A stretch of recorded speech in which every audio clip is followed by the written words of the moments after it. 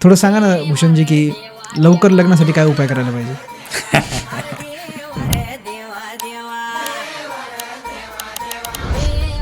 100पैकी 70 लोकांचं जे कन्सल्टेशन असतं ना ते फक्त ह्याच्या संदर्भात असतं. लग्न जमवायचं. आमचं लग्न जमतच नाहीये. ते सलमान खानचा विवाह का नाही होत ते मला एकदा त्याची कुंडली बघून बघायचंय. तर सप्तम स्थानी जर हे 4 प्लॅनेट असतील तर या व्यक्तींचे विवाह उशिराने होतात.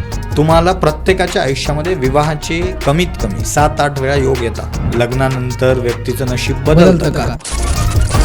लग्न बघताना कुंडलीमध्ये काय काय बघितलं जातं. कुंडली बघणं का आवश्यक आहे लग्न जमवताना. असं काय बघतं ॲस्ट्रॉलॉजर कुंडलीमध्ये की हे समजतं की हे लग्न होऊ शकतं किंवा होऊ शकत नाही किंवा याच्यामध्ये प्रॉब्लेम होऊ शकतं. नेमकी कुंडली कशी बघितली जाते लग्न जमवताना. म्हणजे कुंडलीत असं समजतं का की ह्या व्यक्तीला कसा पार्टनर मिळणार आहे, कोणता पार्टनर योग्य आहे. आजकाल नवीन जनरेशन लिव्ह इन रिलेशनशिप सारख्या गोष्टीमध्ये राहत आहेत. तर त्या केसमध्ये सुद्धा त्या दोघांचा प्रभाव पडतो का कुंडलीचा जर सोबत राहत असतील तर. कुंडलीमध्ये प्रेमविवाहाचे योग असं काही समजतं का की 36च्या 36 गुण मिळाले तर त्या व्यक्तीने दोघांनी लग्न करूच नाही. याच्या पाठीमागं काय. एखादी मुलगी समजा तुम्हाला खूप आवडते आणि तिच्यासोबत लग्न करायची इच्छा आहे, परंतु जेव्हा कुंडली बघायला गेलं तर मग त्यांना समजतं की आपली कुंडली मॅचच होत नाही, जुळतच नाही. मग अशा वेळेस कुंडलीचं ऐकायचं की हृदयाचं.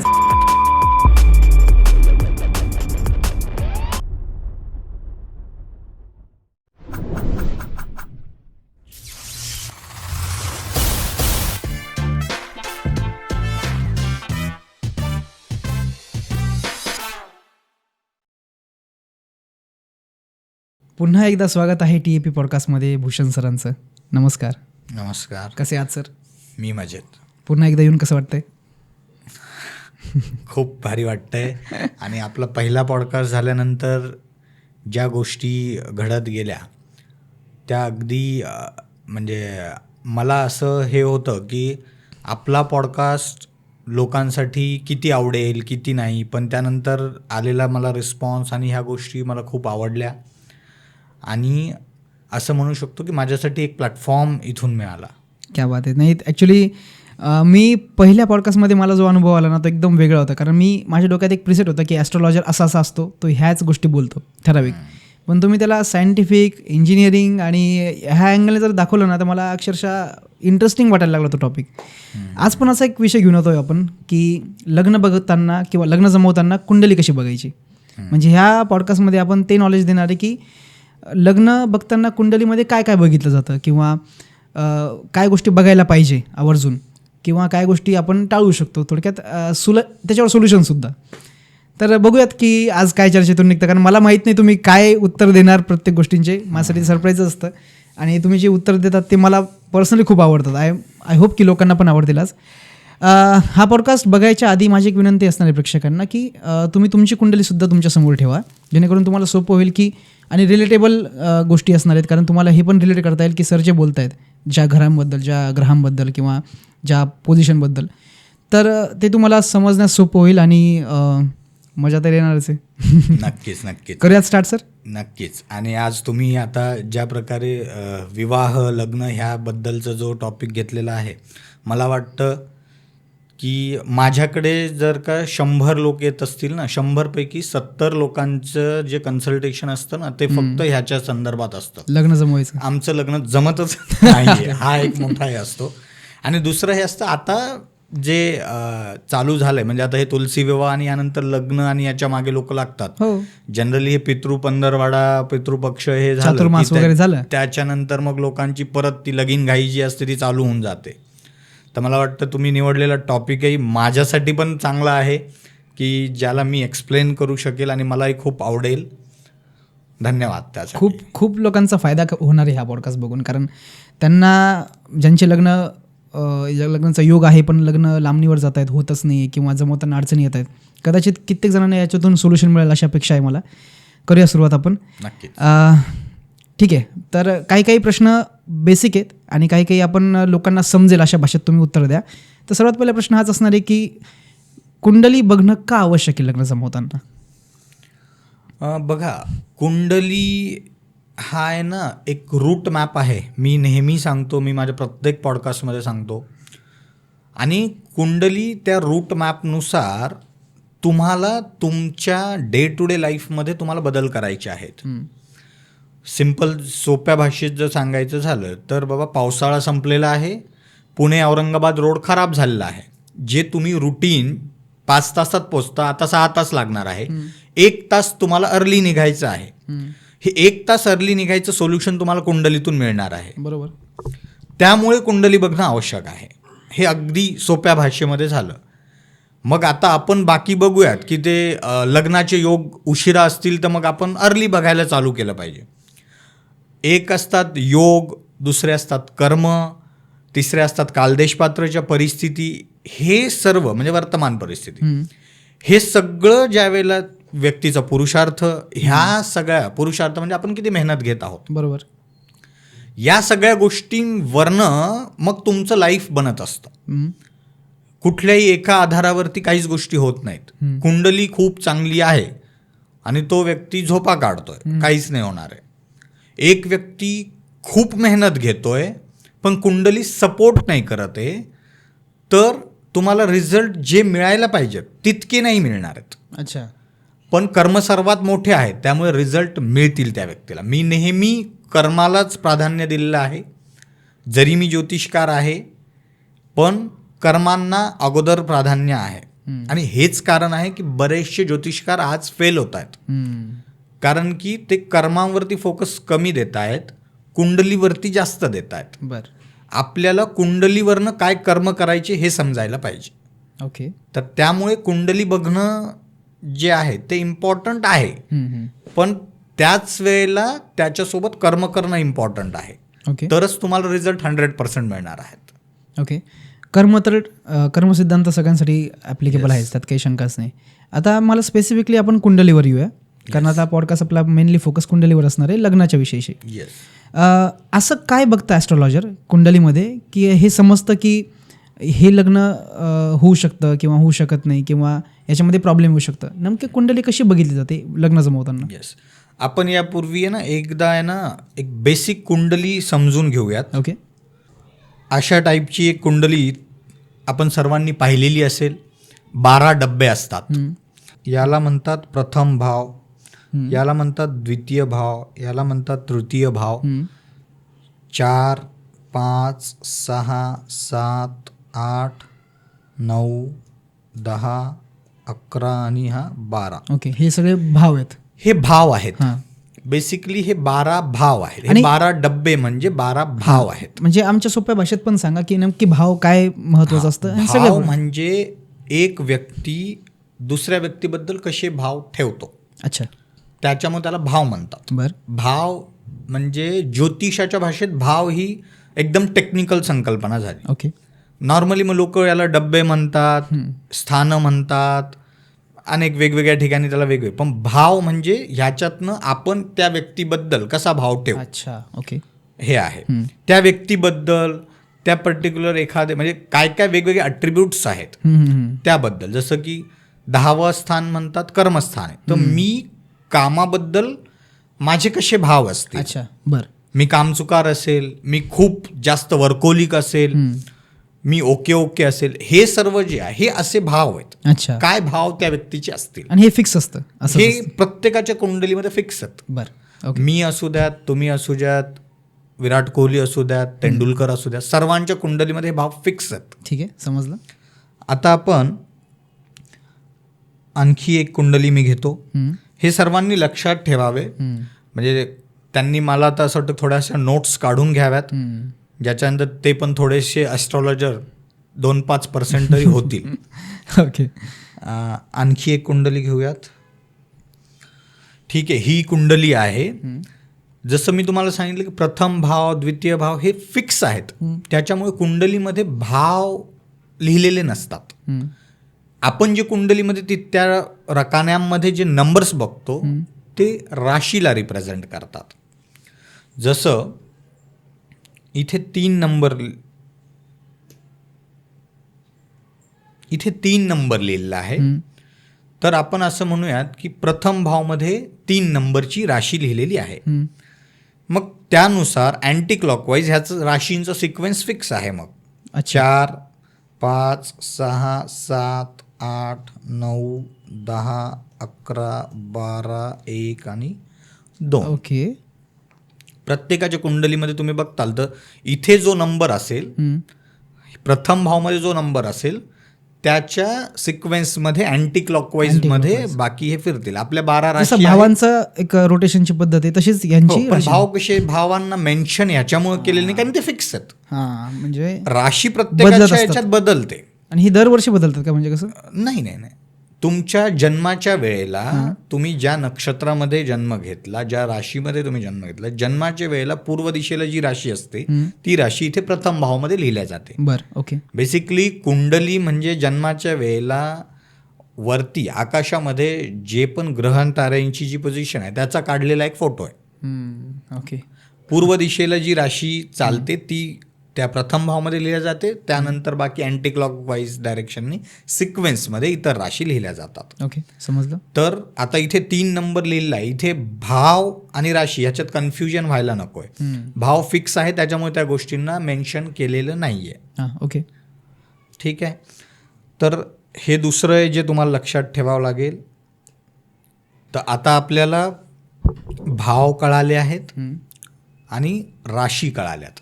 आता मी राशी आणि राशीचे स्वामी एवढं आपल्याला जर कळालं तर त्यानंतर मग आपल्याला आपल्या पॉडकास्टमध्ये मी ज्या ज्या गोष्टी सांगणार आहे त्या आपल्याला क्लिअरली समजतील. तर 1 नंबरची जी राशी आहे ती आहे मेष. ओके. 2 नंबरची राशी आहे वृषभ. 3 नंबरची जी राशी आहे ती आहे मिथुन.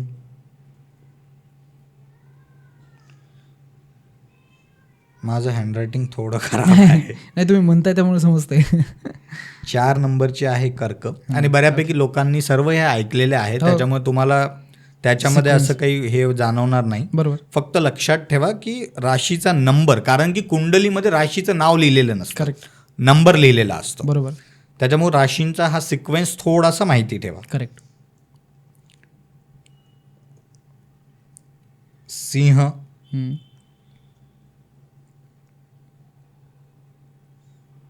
कन्या,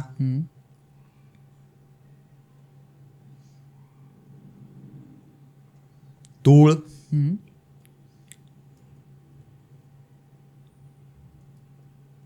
वृश्चिक, धनु, मकर, कुंभ आणि मीन. बरोबर.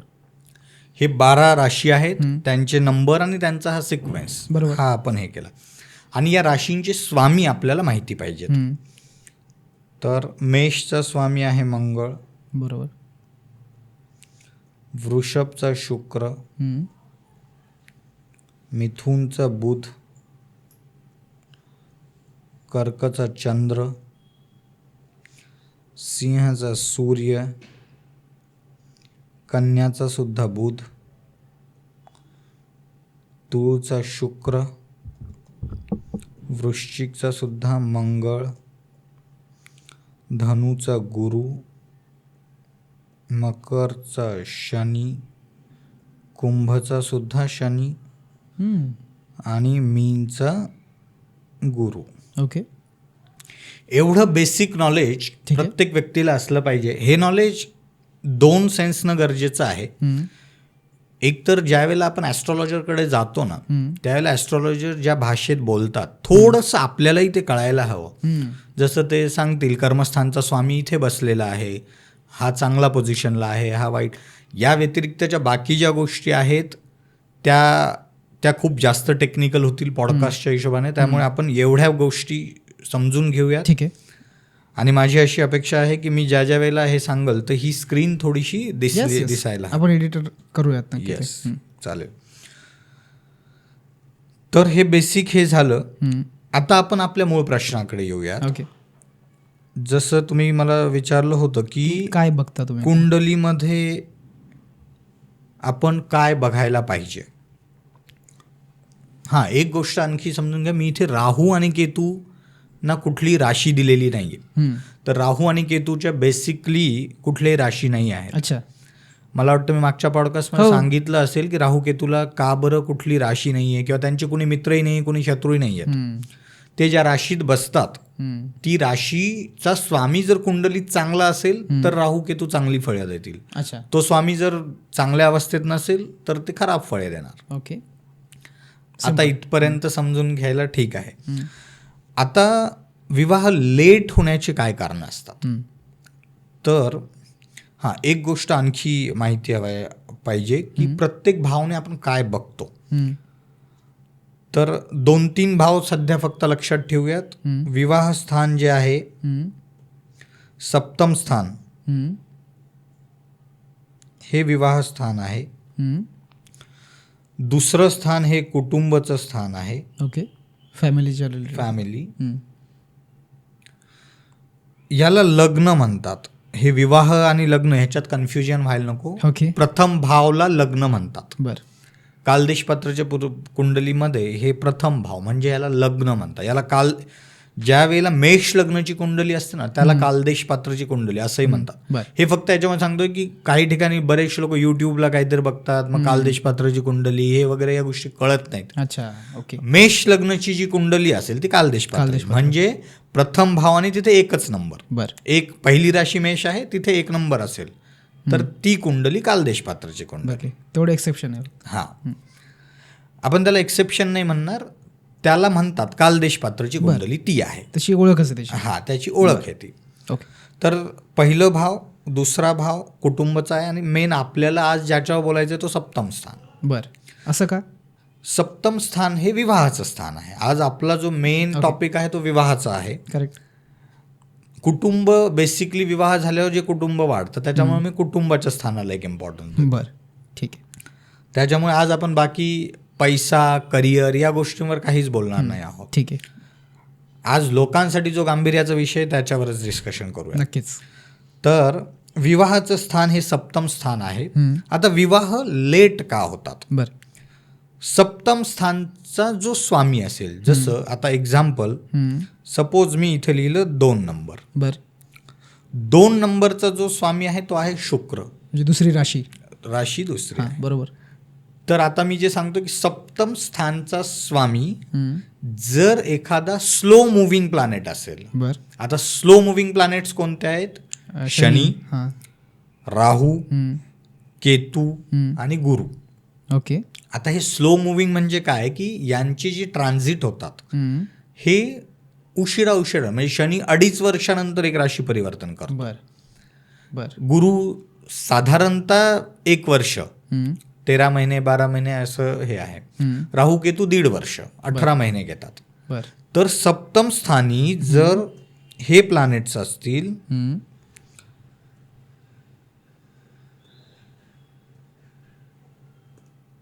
लाईक गुरु, शनी, राहू, केतू. तर सप्तम स्थानी जर हे 4 प्लॅनेट असतील तर या व्यक्तींचे विवाह उशिराने होतात. अच्छा.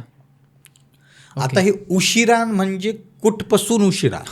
तसं का? आम्ही ज्या वेळेला प्रयत्न करायला चालू करू त्या डेट पासून उशिरा. अच्छा. बर.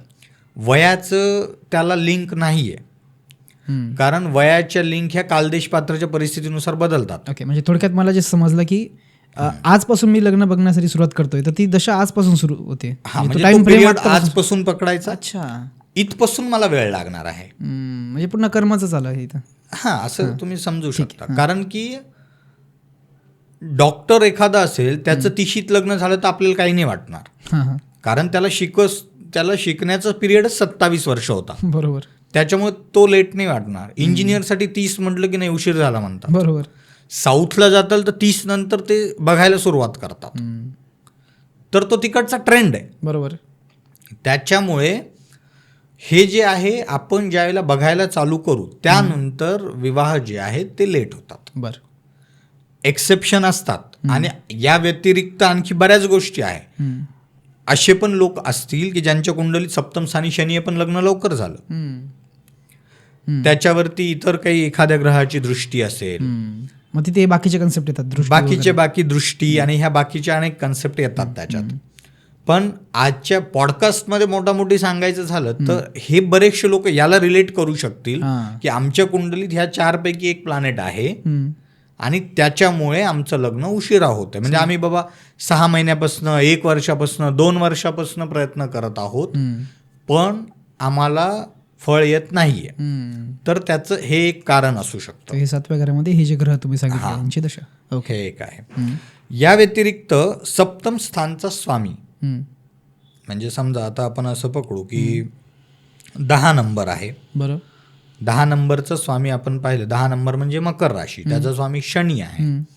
तो जर का कुंडलीत कुठल्याही ठिकाणी असेल पण वक्री अवस्थेत असेल, म्हणजे वक्री म्हणजे जर आपण आपल्या सायंटिफिक भाषेत सांगायचं जर झालं तर ग्रह जो आहे तो थोडासा एक राशी परिवर्तन करून घेण्यासाठी वेळ जास्त लागतो त्याला. वक्री जर आपण वरती पाहिलं तर तो ग्रह काय ना, सूर्यापासून त्याची जी ओरिजिनल जी कक्षा असते भ्रमण करण्याची त्यापेक्षा तो दूर जातो. ओके. त्याच्यामुळे त्याला ती राशी पलटून दुसऱ्या राशीत जाण्यासाठी थोडासा वेळ अधिक लागतो. ओके. त्याच्यामुळे जर सप्तम स्थानचा स्वामी वक्री असेल तर लग्न जमायला थोडासा वेळ होतो. ओके. ओके, ठीक आहे. असं बऱ्याच वेळेला होतं की त्या ग्रहांचे कधी कधी ग्रह म्हणजे शनी एक्झॅक्टली 2.5 वर्ष नाही होत, मध्ये काही पिरियड तो वक्री पण असतो, अजून जास्त होतो. हां, अजून जास्त होतो. पण वक्री ग्रह रिझल्ट खूप पॉवरफुल देतात. कसे? सोप्या भाषेत समजून घ्यायचं तर मला वाटतं मी मागच्याही पॉडकास्टमध्ये सांगितलं होतं, एक व्यक्ती ज्या वेळेला एका घरामध्ये ह्या एका भावामध्ये जास्त वेळ घालतो त्याला तुम्ही कन्सिडर करा की एक पाहुणा आपल्याला दुरून वाटत असतो, तो खूप चांगला आहे, तो खूप आहे. तो येऊन ज्या वेळेला 8 दिवस तुमच्या घरी राहतो ना, त्यावेळेला त्याची ओरिजिनल काय आहे नेचर, त्याचं ओरिजिनल नेचर त्यावेळेला कळतं आपल्याला. बरोबर. तसंच हा ग्रह ज्यावेळेला जास्त पिरियड तिथे घालतो त्यावेळेला तो त्याचे रिझल्ट खुलून देतो. त्यामुळे त्याला म्हणतात पॉवरफुल. क्या बात. वक्री ग्रहाला पॉवरफुल मानलेलं आहे. ॲस्ट्रॉलॉजीमध्ये सांगतात की वक्री ग्रह असेल तर तो पॉवरफुल असेल. मग तो चांगला का वाईट, तो कसा बसलेला आहे त्यावर तो चांगले पण रिझल्ट पॉवरफुल देईल, वाईट पण रिझल्ट पॉवरफुल देणार. त्याचं जे काही नेचर असेल तर तसं तो देणार, पण पॉवरफुल असतो. या व्यतिरिक्त एक दुसरा कन्सेप्ट असतो अतिचारी ग्रह. ओके, ते काय? जो खूप फास्टली निघून जातो. एखादा ग्रह सूर्याच्या जर जास्त जवळ आला तर तो त्या सूर्याच्या ऊर्जेमुळे तो तिथून फास्ट निघून जातो पुढे. आता फास्ट निघून गेला म्हणजे एक व्यक्ती आला, तासभर चहा पाणी पिऊन निघून गेला, तर तुम्हाला त्याच्याबद्दल जास्त कळालं नाही. बरोबर. तो कसा आहे काय, तो येऊन चहा दिल्यावर थँक्यू म्हणला, वा वा ओके, त्या सर्व फॉर्मॅलिटीज त्याने पार केल्या, निघून गेला, तेवढंच. त्याप्रमाणे अतिचारी ग्रह असतात. अतिचारी ग्रहाला ॲस्ट्रॉलॉजीमध्ये खूप वीक मानलेलं आहे. म्हणजे त्याला इग्नोर केलेलं आहे किंवा त्याचे तेवढे रिझल्ट पॉवरफुल नाही आहेत. ओके. तर सप्तम स्थानचा ग्रह जर वक्री असेल तर लग्न उशिरा जमतात. ओके. ओके, मलाही समजेल असं समजलं मला. हां. तर हे आहे बेसिकली लग्न उशिरा होण्याचे जे कुंडलीनुसार असणारे योग. ओके. पण जनरली आज काय होतंय ना, काही लोक आता मला माहिती आहे यानंतर अशा बऱ्याचशा कमेंट्स येतील की आमच्या याच्यात एकही असा योग नाही आहे पण तरी आमचं जमत नाही. ओके. तर त्यांच्यासाठी काय उत्तर आहे? खरं त्यांचं हे आहे की ज्या कालदेश पात्राच्या आता परिस्थिती चाललेल्या आहे, हे जे जेनझी जनरेशन जे आलेले आहेत ना, मिलेनियल्स आणि जेनझी हे जे आलेत, यांच्या अपेक्षा खूप आहेत. बरोबर. त्या प्रमाणात पूर्ण होऊ नाही शकत. तिथे ॲस्ट्रॉलॉजी फेल होत आहे. कारण की एका व्यक्तीला अमेरिकेत राहणाराच मुलगा पाहिजे. तर तुमचे आज योग आहेत पण तुमचं लग्न हे जे असे आपण काहीतरी लिमिटेशन्स घालून देतो त्यामुळे ते योग फलित होत नाहीयेत. त्या अपेक्षा ज्या आहेत त्याच्यामुळे ते योग फलित होत नाहीये. बेसिकली योग असण्याचं हे काय ना, योग ज्या वेळेला असतील लोकांना असं वाटतं की योग आहे याचा अर्थ लग्न होणारच आहे, असंच वाटतं लोकांना. योग आणि लग्न होऊन जाणे अशी काही लिंक नाही आहेत. योग असताना तुम्ही बघा, तुम्ही तुमच्या जे काही आता हे मॅट्रिमोनियल साईट्सवर तुम्ही टाकतात तिथे तुम्हाला रिस्पॉन्स येतील चांगले. हां बरोबर. लोक रिस्पॉन्ड करायला चालू कर. ज्यांचे योग नसतील त्यांना रिस्पॉन्स पण नाही येणार. म्हणजे ॲक्शन. हां, आता तुम्हाला एक आलंय, तुम्हाला त्याला रिस्पॉन्स द्यायचा आहे, पॉझिटिव्ह वेमध्ये जायचं आहे तुम्हाला. तिथे मी हे नाही म्हणत की तुम्हाला सगळ्याच अँगलनं कॉम्प्रोमाइज करायचं आहे. विवाह म्हणजे काय, बेसिकली याला ॲस्ट्रॉलॉजीमध्ये ना विवाह स्थान किंवा पार्टनरशिपचं स्थान म्हणतात. विवाह हे एक पार्टनरशिप आहे. पार्टनरशिपमध्ये काय असतात ना, भागीदारी आपण ज्याला म्हणतो ना, तुम्हाला कॉम्प्रोमाइजेस करावे लागतात. बरोबर. 2 पार्टनर आहेत, एकाकडे पैसा आहे, एकाकडे स्किल आहे. दोघांकडे दोन्ही गोष्टी नाही आहेत. करेक्ट. पण कॉम्प्रोमाइज केलं किंवा माझ्याकडे पैसा आहे, इन्व्हेस्टमेंट मी करतो, स्किल तू तुझं वापर आणि आपण एक बिझनेस तयार करू, त्याला पार्टनरशिपचं स्थान आणि विवाह स्थान म्हणतात. विवाहामध्ये पण तेच आहे, दोघांकडे दोन्ही गोष्टी नाही भेटणार आहेत. हे जितक्या लवकर लोक समजतील ना तितक्या लवकर विवाह जमतील. तुम्ही खूप जास्त ज्यावेळेला लिमिटेशन्स घालतात ना, मग नंतर काय होतं ना, एक सर्टन फेज निघून जातो, त्यावेळेला सर्व कॉम्प्रोमाइजसाठी तयार होऊन जातात, पण त्यावेळेला ते विवाहाचे योग येत नाहीत. येस, ते विवाहाचे योग निघून गेलेले असतात. मग तुम्हाला बरं असं होत नाही म्हणजे असं की बाबा विवाहाचे योग निघून गेले मग आता लग्न होणारच नाही का, असं काही होत नाही. तुम्हाला प्रत्येकाच्या आयुष्यामध्ये विवाहाचे कमीत कमी 7-8 वेळा योग येतात. दिलासा देणारं वाक्य आहे खूप जणांसाठी. हां, आणि प्रूव्हन आहे. म्हणजे शिवाजी महाराजांच्या काळातही पाहिलं असेल, त्यावेळेला तो ट्रेंड असायचा की एक राजा जायचा तिकडे, मग ते आपल्याला राणी एक जिंकून ते राज्य मिळवायचे. रिलेशन बिल्डिंगने राज्य विस्तार करण्याची पद्धत होती, ती पद्धत होती. आता काय होतं की आपण एक लग्न करतो, सेटल होतो, त्याच्यामुळे जे नंतरचे जे लग्नाचे योग आहेत ते आपल्याला फलित होत नाहीत. बरोबर. सेम गोष्टी असतात त्या. म्हणजे मुलांच्या अपत्यांच्या बाबतीत पण प्रत्येकाच्या कुंडलीत 8-10 अपत्यांचे योग आहेत, पण ते फलित तसे होत नसतात. आपण ते कर्म आहेत. विवाह सुद्धा एक कर्म आहे. तुम्हाला तो विवाह करायचा आहे, तुम्हाला त्याच्यासाठी एफर्ट्स घ्यावे लागणार आहे. बरोबर. पूर्वीच्या काळी काय व्हायचं ना, म्हणजे मुलींना वडील सांगून द्यायचे तुझं 20 तारखेला लग्न आहे थेट, त्याच्यामुळे मग ते विवाह होऊन जात होते पटकन. तिथं खरं योग शब्द वापरू शकतो आपण. तिथे योग होते आणि हे योग तसेच आलेले आहेत. आज मी त्याच योगांना घेऊन सांगू नाही शकत. करेक्ट. की हा हे योग काळानुसार थोडंसं योग मध्ये कर्म शब्द जोडला गेला. हा, तो करावा लागणार आहे. आता कसं झालंय ना की खूप जास्त ग्लोबलायझेशन झालंय. पूर्वीच्या काळी लोक हे सुद्धा सांगायचे की पश्चिम दिशेकडचा नवरा मिळेल, मुलीला सांगायचे. बर. हां, पूर्व दिशेचा मिळेल, तुमच्याकडून इकडे हे मिळेल. आता एवढं ग्लोबलायझेशन झालंय, पूर्व दिशा पण. हां, वास्तुशास्त्रामध्ये काहीतरी मी मध्यंतरी कोणाचा तरी पॉडकास्ट बघत होतो, 64 दिशा आहेत म्हणे. अरे बापरे. 64 डोअर्स काहीतरी सांगत होते आणि 64 दिशा आहेत. बर. हां, जे बेसिक वास्तुशास्त्र तिथं फक्त 8च दिशांचं त्यांनी वर्णन केलेलं आहे. पण ठीक आहे, हे आता त्यामुळे दिशा ह्या गोष्टी आता राहिल्या नाही. ग्लोबलायझेशन एवढं झालेलं आहे त्याच्यामुळे अशा गोष्टी आता राहिलेल्या नाही आहेत.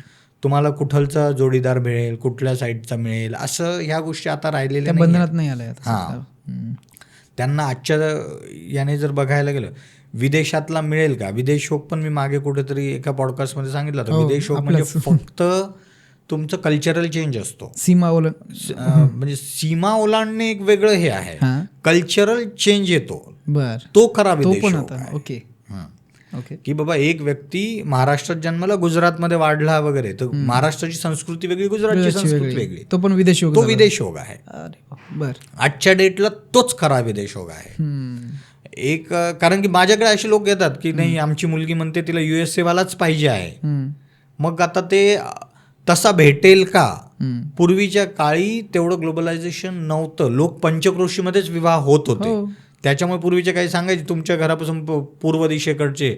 आणि लोकांचं पण त्यावेळेला ग्लोबलायझेशन कसं झालं बघा, आजकाल लोकांचा संवाद कमी झाला आहे. बऱ्याच वेळेला असं होतं की त्या मॅट्रिमोनियल साईटवरनं मग लिंक लागते, हो ते यांचे नातेवाईक त्यांच्या ते, पण अगोदर जी भेट होते त्या मॅट्रिमोनियल साईटवर होते. पूर्वी असं नव्हतं, लोकांचा संवाद खूप असायचा, माहिती असायचं, नाते संबंधातच बघायचं. आता तसं ते होत नाहीये.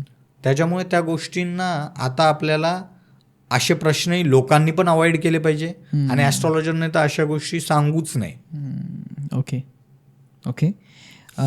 आता तुम्ही पार्टनर शब्द वापरला होता मध्ये, राईट. ठीक आहे. तर पार्टनर म्हणजे कुंडलीत असं समजतं का की ह्या व्यक्तीला कसा पार्टनर मिळणार आहे, कोणता पार्टनर योग्य आहे? एखादी समजा एखादा मुलगा आणि मुलगीची कुंडली तुमच्या समोर ठेवली, येस. तर तुम्हाला कसं समजतं की ही पार्टनर आहे किंवा हे दोघं एकमेकांसाठी योग्य आहेत? एखाद्या व्यक्तीसाठी योग्य पार्टनर आहे की नाही, सर्वात महत्त्वाचं, समजा एक व्यक्ती आहे, मुलगी मुलगा कोणी असू दे, तिच्यासाठी जो पार्टनर शोधायचा आहे त्या व्यक्तीचं सप्तम स्थान बली असायला हवं. म्हणजे चांगलं असायला हवं. सप्तम स्थानचा स्वामी सप्तम स्थानीच बसलेला असेल. तर याच्यासाठी मी स्वामी आणि हे सगळं सांगितलं होतं, सप्तम स्थान सांगितलं होतं. एखादा पार्टनर त्या व्यक्तीसाठी चांगला असेल की नाही त्याच्यासाठी सप्तम स्थान. तर सप्तम स्थानचा स्वामी, समजा इथे 3 नंबर आहे, सप्तम स्थानचा स्वामी बुध हा सप्तम स्थानीच बसलेला आहे. बरोबर. म्हणजे सप्तम स्थान काय झालं, ह्या व्यक्तीचं सिक्युअर झालंय, चांगलं झालं बेसिकली. आता एक असतो कारक, सिग्निफिकेटर. विवाहाचा कारक शुक्र आहे. तो जर का कुंडलीमध्ये चांगला असेल, चांगला म्हणजे काय की समजा तो सुद्धा स्वराशीमध्ये बसलेला आहे. आता स्वराशी म्हणजे आपल्या स्वतःच्या घरात, जसं की शुक्र इथे 2 नंबर असेल, पहिला भावमध्ये आहे आणि शुक्र तिथेच बसलेला आहे. तो कुठल्याही स्थानी आहे पण तो आपल्या स्वतःच्या घरात आहे, जो की विवाहाचा कारक आहे. म्हणजे शुक्र चांगला आहे, सप्तम स्थान चांगलं आहे आणि बुध पण. आणि बुध म्हणजे बुध इथे बुध आहे. समजा आपण हीच कुंडली घेऊयात, एक सेकंद. ही कुंडली आहे 2. आता ही कुंडली परत कशी बनणार, 3 3 4 5 6 7 8 9 10 11 12 आणि 1 ही अशी कुंडली बनणार. तर जो मॅरिजचा सिग्निफिकेटर आहे, विवाहाचा सिग्निफिकेटर शुक्र आहे, तो स्वराशीमध्ये बसलेला आहे. सप्तम स्थानचा स्वामी वृश्चिक राशी म्हणजे स्वामी मंगळ आहे. हा मंगळ सप्तम स्थानी बसलेला आहे. आणखी एक प्लॅनेट बघायचं, गुरु. गुरु समजा असं पकडूया की गुरु हा सुद्धा स्वराशीत आहे. मीनमध्ये गुरु बसलेला आहे. हे 3 जर का प्लॅनेट चांगले असतील, म्हणजे सप्तम स्थानचा स्वामी म्हणजे आपण जरा सप्तमेश म्हणूया, तो चांगला आहे, स्वतःच्या सप्तम स्थानीच आहे. आता हे असं पण गरजेचं नाही, हा मंगळ इथे जरी असला असता, कारण तो मेषचा पण स्वामी आहे, बरोबर, तरी पण चांगलाच आहे. तर सप्तम स्थानचा स्वामी चांगल्या अवस्थेत असावा, शुक्र चांगल्या अवस्थेत असावा, गुरु चांगल्या अवस्थेत असावा. हे जर का माझ्याकडे एक कुंडली आली की बाबा ही माझ्या मुलीसाठी आलेलं हे ठिकाण आहे, हे ठिकाण चांगलं आहे का, तर याच्यावरनं कळतं की ओके हे ठिकाण चांगलं आहे. या व्यतिरिक्तच्या बाकी गोष्टी आहेतच, म्हणजे त्या व्यक्तीची हेल्थ चांगली असेल का, त्या व्यक्तीचं करिअर चांगलं असेल का, त्या तर आहेतच. पण ज्यावेळेला आपण विवाह बघतो ना, असे लोक आहेत की ज्यांच्याकडे खूप पैसा नाही आहे पण त्यांचं मॅरिड लाईफ खूप चांगलं आहे. म्हणजे हजबंड वाईफ दोघं एकमेकांना सपोर्टिव्ह आहेत, इररिस्पेक्टिव्ह ऑफ मनी. त्या कठीण परिस्थितीत ते दोघं एकमेकांसाठी साथ देतात. हां, पण आता आजच्या डेटला आपण कलियुगात जगत आहोत, पैसा पाहिजे लोकांना, आधी पैशानेच लग्न. हां, मग हे सर्व बघून आपण त्या अँगलने बघायला हवंय. पण सर्वसाधारण जर कोणी लग्न फक्त ह्या एका पॅरामीटरवर बघत असेल तर एवढंच बघायला पाहिजे. अच्छा, या व्यतिरिक्त एक असतं की बाबा, जसं आपलं ऑफ कॅमेरा तुम्ही मला विचारलं होतं की एखाद्या व्यक्तीचं हे समजतं का की म्हणजे किस्मत बदलती आहे, लग्नानंतर व्यक्तीचं नशीब बदलतं का, कारण हा खूप जणांचा आम्हाला आलेला प्रश्न आहे. हां, आता हे बघा, समजा माझी कुंडली आहे, माझं लग्न करायचं आहे, बरोबर. माझ्या सप्तम स्थानचा स्वामी जर का कुटुंबाच्या स्थानी असेल, समजा असं पकडू ही माझी कुंडली आहे, ठीक आहे. या कुंडलीमध्ये सप्तम स्थानचा स्वामी मंगळ आहे आणि हा इथे जर बसलेला असेल तर हा दाखवतो की ह्या व्यक्तीचं लग्नानंतर नशीब बदलेल. अच्छा. कारण तो कुटुंबाच्या स्थानी गेलाय. पण बदलेल म्हणजे चांगल्या दृष्टीने की वाईट दृष्टीने? ते डिपेंड करतं. बर. हां, किस्मत बदलती, अच्छी भी बदलती, बुरी भी बदलती. हां, जसं आता इथे विचार करायला गेलं या कुंडलीमध्ये, तर मंगळ जिथे गेलाय ना, ती राशी मिथुन राशी, बुधची राशी आहे. मंगळ आणि बुध हे एकमेकांचे शत्रू आहेत. अच्छा. हां, पण बुध कसं आहे ना, सर्वात जास्त वल्नरेबल प्लॅनेट आपण त्याला म्हणतो. लगेच त्याच्यावर इम्पॅक्ट होतो. ओके. कारण बुध म्हणजे छोटा मुलगा आहे. समजतात त्याला जर का कोणी चॉकलेट दिलं की तो तसा वागणार, त्याला कोणी मारलं की तो रुसून बसणार. ओके. तसा तो प्लॅनेट आहे. आता तिथे मंगळ सारखा ग्रह ज्याला होता, मंगळ म्हणजे सेनापती आहे. हां, तर ते दोघांचं त्याच्यामुळे जुळत नाही. ओके. तर अशा व्यक्तीचं नशीब आता चांगलं की वाईट, आता हे आता आणि इतक्यावरच नसतं, या व्यतिरिक्त म्हणजे एखाद्या प्लॅनेटचं आणखी त्याच्यावर दृष्टी पडत असेल, एखाद्या शुभग्रहाची दृष्टी पडत असेल, तर त्यावरनं पण गोष्टी बदलतात. समजा आता ग्रहांच्या दृष्टी पण असतात. असं दृष्टीबद्दल थोडंसं बोलू आपण. हां, हे जे आहे बुध, प्रत्येक ग्रहाची एक 7वी दृष्टी असतेच. आपण एकाच दृष्टीबद्दल बोलू. जो जिथे बसलाय तिथून तू पहिली दृष्टी पकडायची.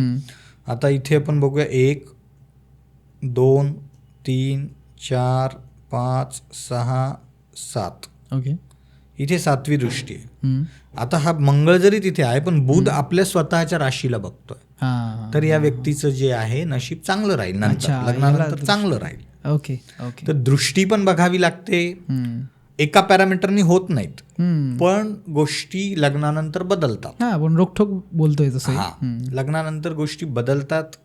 एक व्यक्ती तुमच्या आयुष्यात येते, त्याच्यामुळे पण म्हणजे आपण जर का ढोबळमानाने विचार केला, आपल्या घरामध्ये मूल झाल्यानंतर गोष्टी बदलतात. एक व्यक्ती लग्न करून आपल्या घरातून दुसरीकडे जाते, त्यानंतर गोष्टी बदलतात. आणि ॲस्ट्रॉलॉजिकली बघितलं तर या दृष्टीनं बदलतं.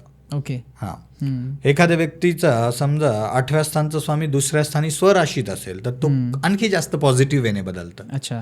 हे फक्त कुटुंबाचं स्थान नाही, धनस्थान पण म्हणतात त्याला. मग असं आपण बऱ्याच जणांचं बघतो की लग्नानंतर त्यांच्या नोकरीमध्ये खूप चांगली प्रगती झाली, त्यांचा बिझनेस खूप चांगला ग्रो झाला. तर ह्या गोष्टी घडतात.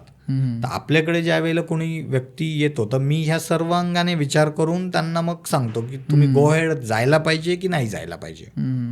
एक भूषणजी फक्त प्रश्न पडला मला की लग्न केल्यानंतर ह्या गोष्टी चेंज होतात असं आपण वारंवार बोलतोय. आजकाल नवीन जनरेशन लिव्ह इन रिलेशनशिप सारख्या गोष्टीमध्ये राहत आहेत. हो. तर त्या केसमध्ये सुद्धा त्या दोघांचा प्रभाव पडतो का कुंडलीचा, जर सोबत राहत असतील तर? बघा, लग्न हा बेसिकली 2 व्यक्ती सोबत राहतात एवढंच आहे. ओके. त्याला सायंटिफिक वेनं म्हणजे आपण त्याला एक काय केलं की एक मंत्र तंत्र जोडल्या गेले, एक त्याचा विधी ठरवल्या गेला. हा विधी जर तुम्ही टोटली बघताल ना, तर हा विधी काय असतो बेसिकली की त्या 2 कुटुंबांना एकमेकांची ओळख व्हावी. अच्छा. असा टोटल विधी असतो. बरोबर. तुम्ही पाहिले असेल ते गाठी भेटी होतात, त्यामध्ये छोटे छोटे खेळ पण खेळतात, रिलेशन बिल्डिंगसाठी. रिलेशन बिल्डिंगसाठी असतात. काही गोष्टी म्हणजे ते दाम्पत्य नवीन असतं, तर त्यांना मंत्रांच्या माध्यमातून जे सप्तपदी वगैरे असतं त्यांना सांगितलं जातं की बाबा आजपासून तुमच्या जीवनात असे बदल होणार आहेत. म्हणजे मुलीनं मुलाच्या आवडीनिवडींचा विचार करायला पाहिजे, मुलाने मुलीच्या आवडीनिवडींचा विचार, अशी ती सप्तपदी असते. बरोबर. त्याच्यानंतर गाठी भेटी एक प्रकार असतो. हा प्रकार काय असतो की बाबा मुलाचे मामा मुलीचे मामा दोघांची गाठभेट होणं, म्हणजे ते दोघं एकमेकांना ओळखतील, रिलेशन त्यातून बिल्ड व्हायचं. आता दुसरं हे जे तुम्ही सांगितलं की लिव्ह इन रिलेशनशिप, आणि त्यानंतरही लाईफ तर बदलणारच आहे. कारण की तुमचा सिम्पल आहे, तुम्ही एक नोकरी बदलून जातात, एक बिझनेस बदलतात, त्यानंतरही तुमचं लाईफ बदलचंच. कारण तो पार्टनर तुमचा बदललाय. पहिला पार्टनर माझा खूप अग्रेसिव्ह होता, हा खूप जास्तच स्लो आहे. अशा म्हणजे थोडक्यात जी व्यक्ती कोणी असू दे, लग्न असू दे, फक्त व्यक्ती जो तुमच्या कॉन्टॅक्टमध्ये आली त्याच्या कुंडलीचा प्रभाव हे बदलतं. फक्त आता ते पॉझिटिव्ह असेल निगेटिव्ह असेल ते ग्रहांचे येणे आपण हे करावं. ओके, परत back to the point. Okay, thank you. चालेल. त्यानंतर तुम्ही आता हे विचारलं म्हणून मी सांगतो, मला असे कन्सल्टेशन येतात की माझा मुलगा माझी मुलगी लिव्ह इन रिलेशनशिपमध्ये राहील का. बरं.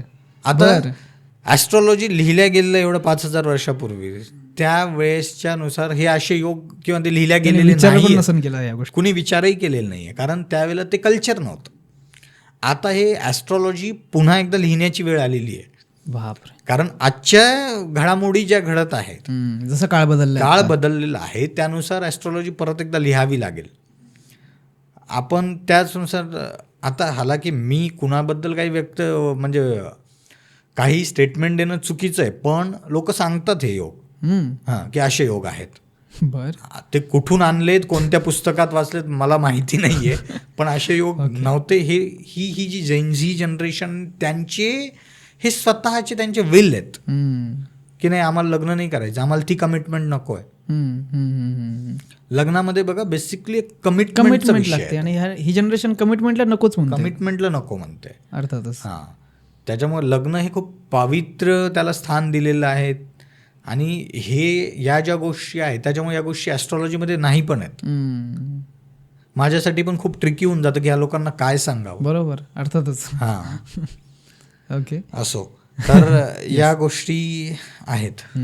ओके, आता विषय निघाला काही योग असतात काही नसतातच, असं काळानुसार बदललं.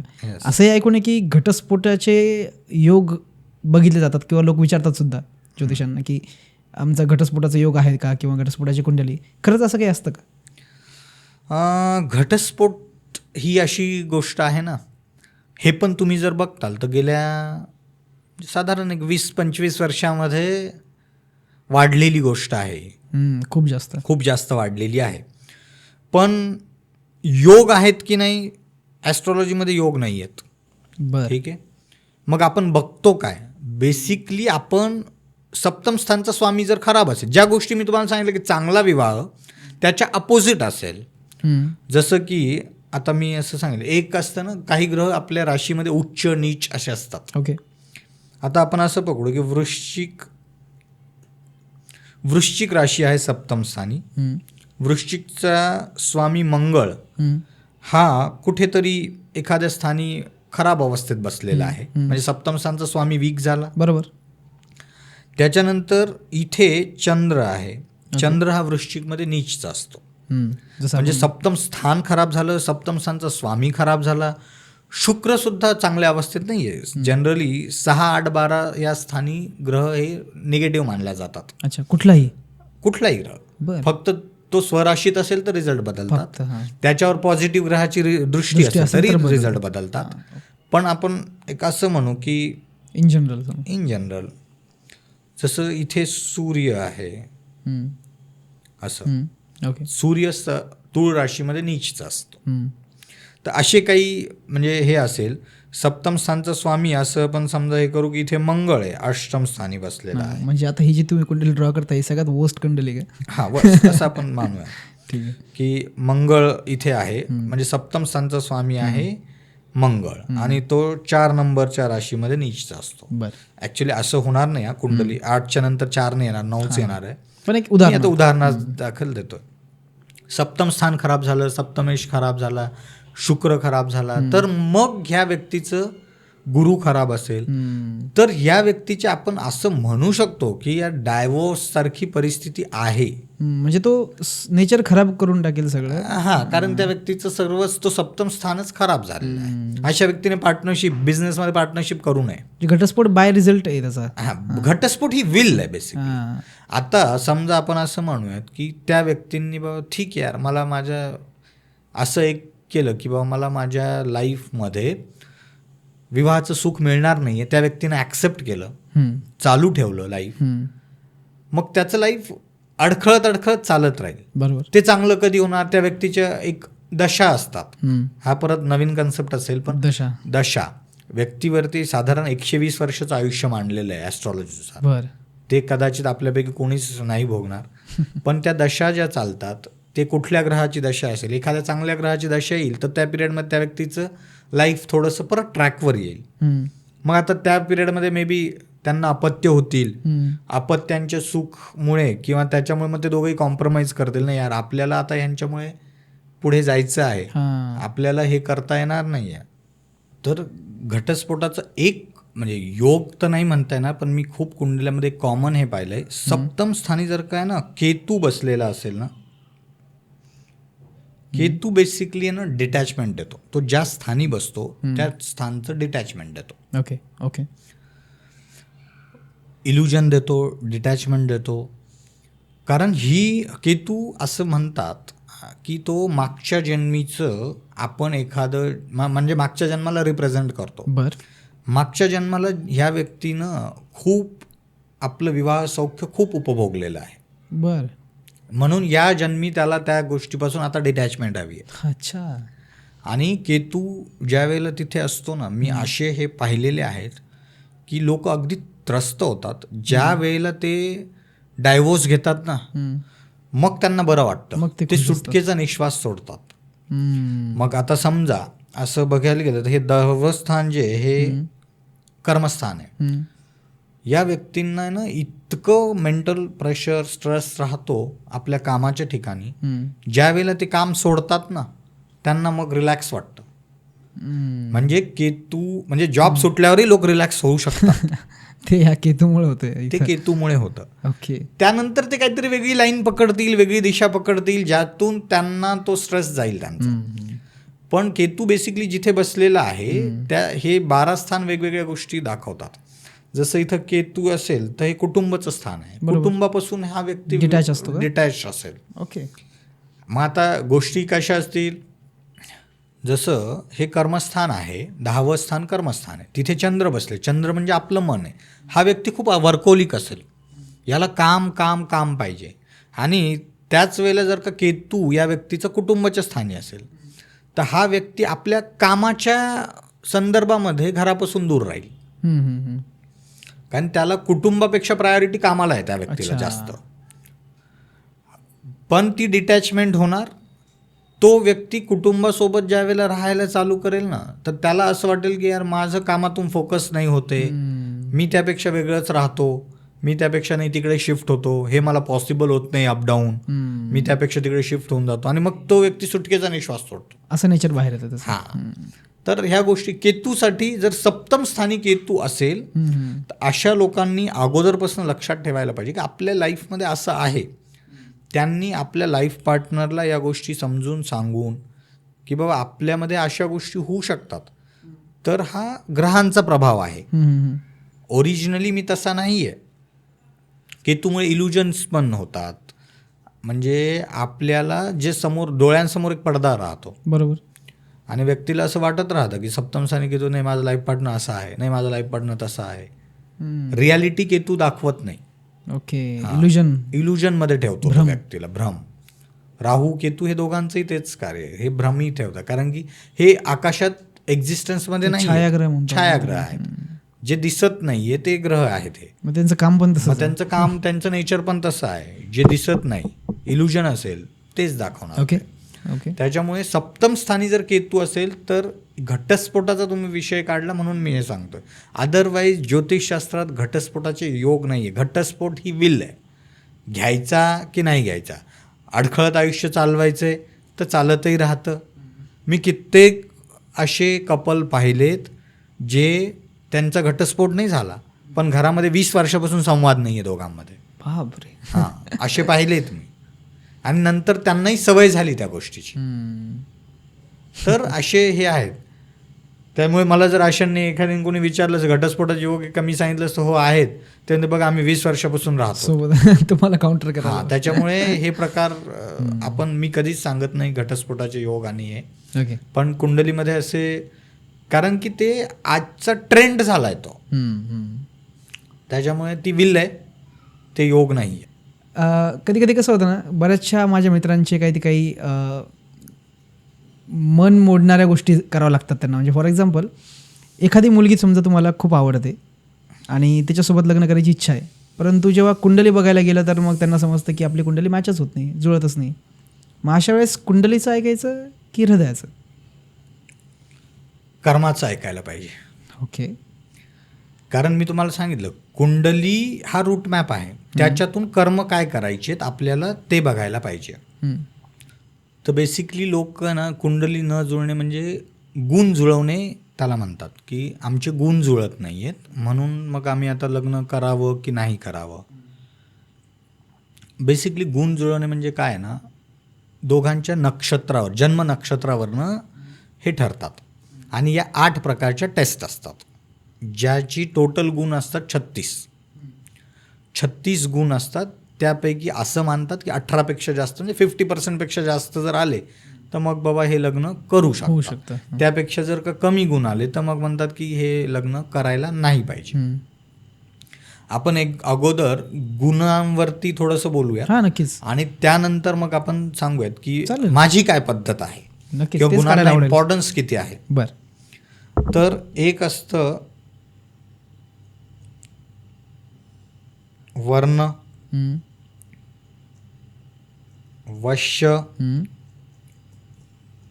तारा, हम्म. योनी, अच्छा, हे जे आम्ही कुंडली काढतो तेव्हा त्याच्या खाली असतात लिहिलेले. त्याच्या खाली कधी पाहिलं असेल ग्रह, मैत्री. ओके, आणि मला विचारायचं पण होतं तुम्हाला हे. हां, गण, भकूट हम्म. आणि नाडी. ओके. या सर्वांचे काही गुण दिलेले आहेत, बरं. मार्क्स आपण त्याला म्हणूयात. ओके. 1, 2, 3, 4, 5, 6, 7, 8 ओके. आणि ही टोटल बेरीज आहे 36. अच्छा, इथून. ठीक आहे. ओके. हम्म. तर ह्या 8 प्रकारच्या टेस्ट आहेत. हम्म. या 8 प्रकारच्या टेस्टमध्ये हे 36 गुण आहेत. हम्म. आणि यापैकी 18पेक्षा जास्त आलं तर मग म्हणतात की ढोबळमानाने हा की ओके हे करू शकतात. बरोबर.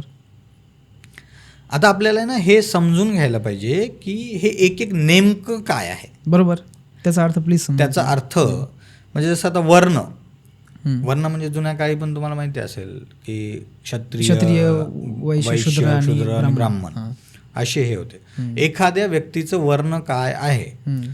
जसं की एखादा व्यक्ती ब्राह्मण आहे, ब्राह्मण वर्णाचं व्यक्ती, ह्याचं जातीपातीचं काही हे नाही. बरोबर. हे वर्ण जे आहे हे ते वैदिक 4 काळाचे ते प्रकारचे कर्माचे वर्ण होते, हां, जे काम करतात. कर्मावर्ण हे होते. तर ब्राह्मण वर्णाचं व्यक्तीचं हे कसं असणार आहे स्वभाव, की इतरांना आपण नॉलेज द्यायला ज्ञान, पाहिजे, हां. आपण ज्ञान देण्याचं कार्य ते करत होते. हम्म. तसं जे क्षत्रिय रक्षण. क्षत्रिय त्यांचं हे काय होतं, ते रक्षण करण्याचं त्यांचं हे असायचं. शूद्र सेवा कार्य, सेवा द्यायची आहे व्यापार आपल्याला. सेवा हां, आपल्याला जी लोकांना सेवा द्यायची आहे. हां. तर असे ह्या वर्ण असायचं. हम्म. ठीक आहे. दुसरं आहे वश्य. हम्म. वश्य जे आहे ते तुमची ना कम्पॅटेबिलिटी, मेंटल कम्पॅटेबिलिटी दाखवतं. अच्छा, स्पेसिफिकली म्हणजे मानसिक. स्पेसिफिकली मेंटल कम्पॅटेबिलिटी हे वर्ण आहे. ओके. तारा जे आहे, तारा म्हणजे स्टार, लक, हम्म. लक फॅक्टर किती काम करेल हम्म. हे तारा दाखवतो. ठीक आहे. त्याच्यानंतर योनी जे आहे ही तुमचं फिजिकल रिलेशनशिप. ते मांजर वगैरे असं काही लिहिलेलं असतं हां, म्हणजे हे काय समजायचं आपण. हे जे वेगवेगळ्या योनी वगैरे हे जे सांगितलेलं आहे ना, म्हणजे 84 लाख योनी आहेत. अच्छा, त्या. ओके. हां, त्याच्यातनं तुम्ही कोणत्या योनीचे असताल, हां. तर ह्या सर्व 84 लाख आपल्या याच्यात पाहिल्या नाही जात, हां हां. पण तुम्ही कोणत्या योनीचे असाल त्यानुसार तुमचं फिजिकल रिलेशनशिप डिसाईड होतं. अच्छा. ओके. म्हणजे तुम्ही मांजर योनीचे असाल, माकड अश्व असाल, वगैरे हां, असं काही हे होतं. वेगवेगळे प्रकार आहेत. हम्म. त्याच्यानंतर ग्रहमैत्री जी असते, मैत्री म्हणजे आपण डे टू डे लाईफ कसं असेल, दोघांचं डे टू डे मध्ये अंडरस्टँडिंग कसं असेल, हम्म. हे त्या ग्रहमैत्रीवरनं ठरतं. हम्म. गण म्हणजे जे मानवगण, राक्षसगण, हे जे गण आहे, हम्म. गण म्हणजे जसं राक्षसगणाचा एखादा व्यक्ती असेल तर त्या व्यक्तीचं कसं आहे ना, थोडेशी जी त्याची रुटीन असेल, समजा तो व्यक्ती जेवण करताना त्याचं खाण्याची पद्धत जी असेल, फास्ट खाईल. ओके. ओके. म्हणजे ते थोडंसं तसं गुण जे ज्या युनिटचं देवगण, मनुष्यगण आणि राक्षसगण असं हे असतं. असं म्हणतात की राक्षसगणाचं देवगणासोबत करू नये, राक्षसगणाचं मनुष्यगण, राक्षसाचं राक्षसासोबतच करावं. अच्छा. थोडंसं काय असतं ना, त्या लोकांच्या विचार जुळतात, बेसिकली स्वभाव जुळतात. हे 8 टेस्ट म्हणजे काय ना, बेसिकली स्वभावांचं मिलन आहे.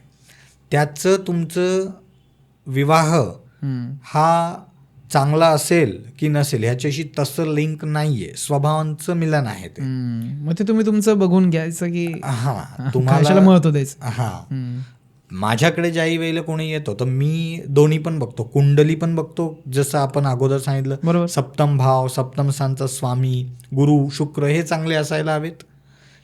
त्यानंतर मग मी हे बघतो, कारण की लोकांना जोपर्यंत मी गुण किती जुळतात हे सांगत नाही तोपर्यंत त्यांचं समाधान होणार नाही. बरोबर.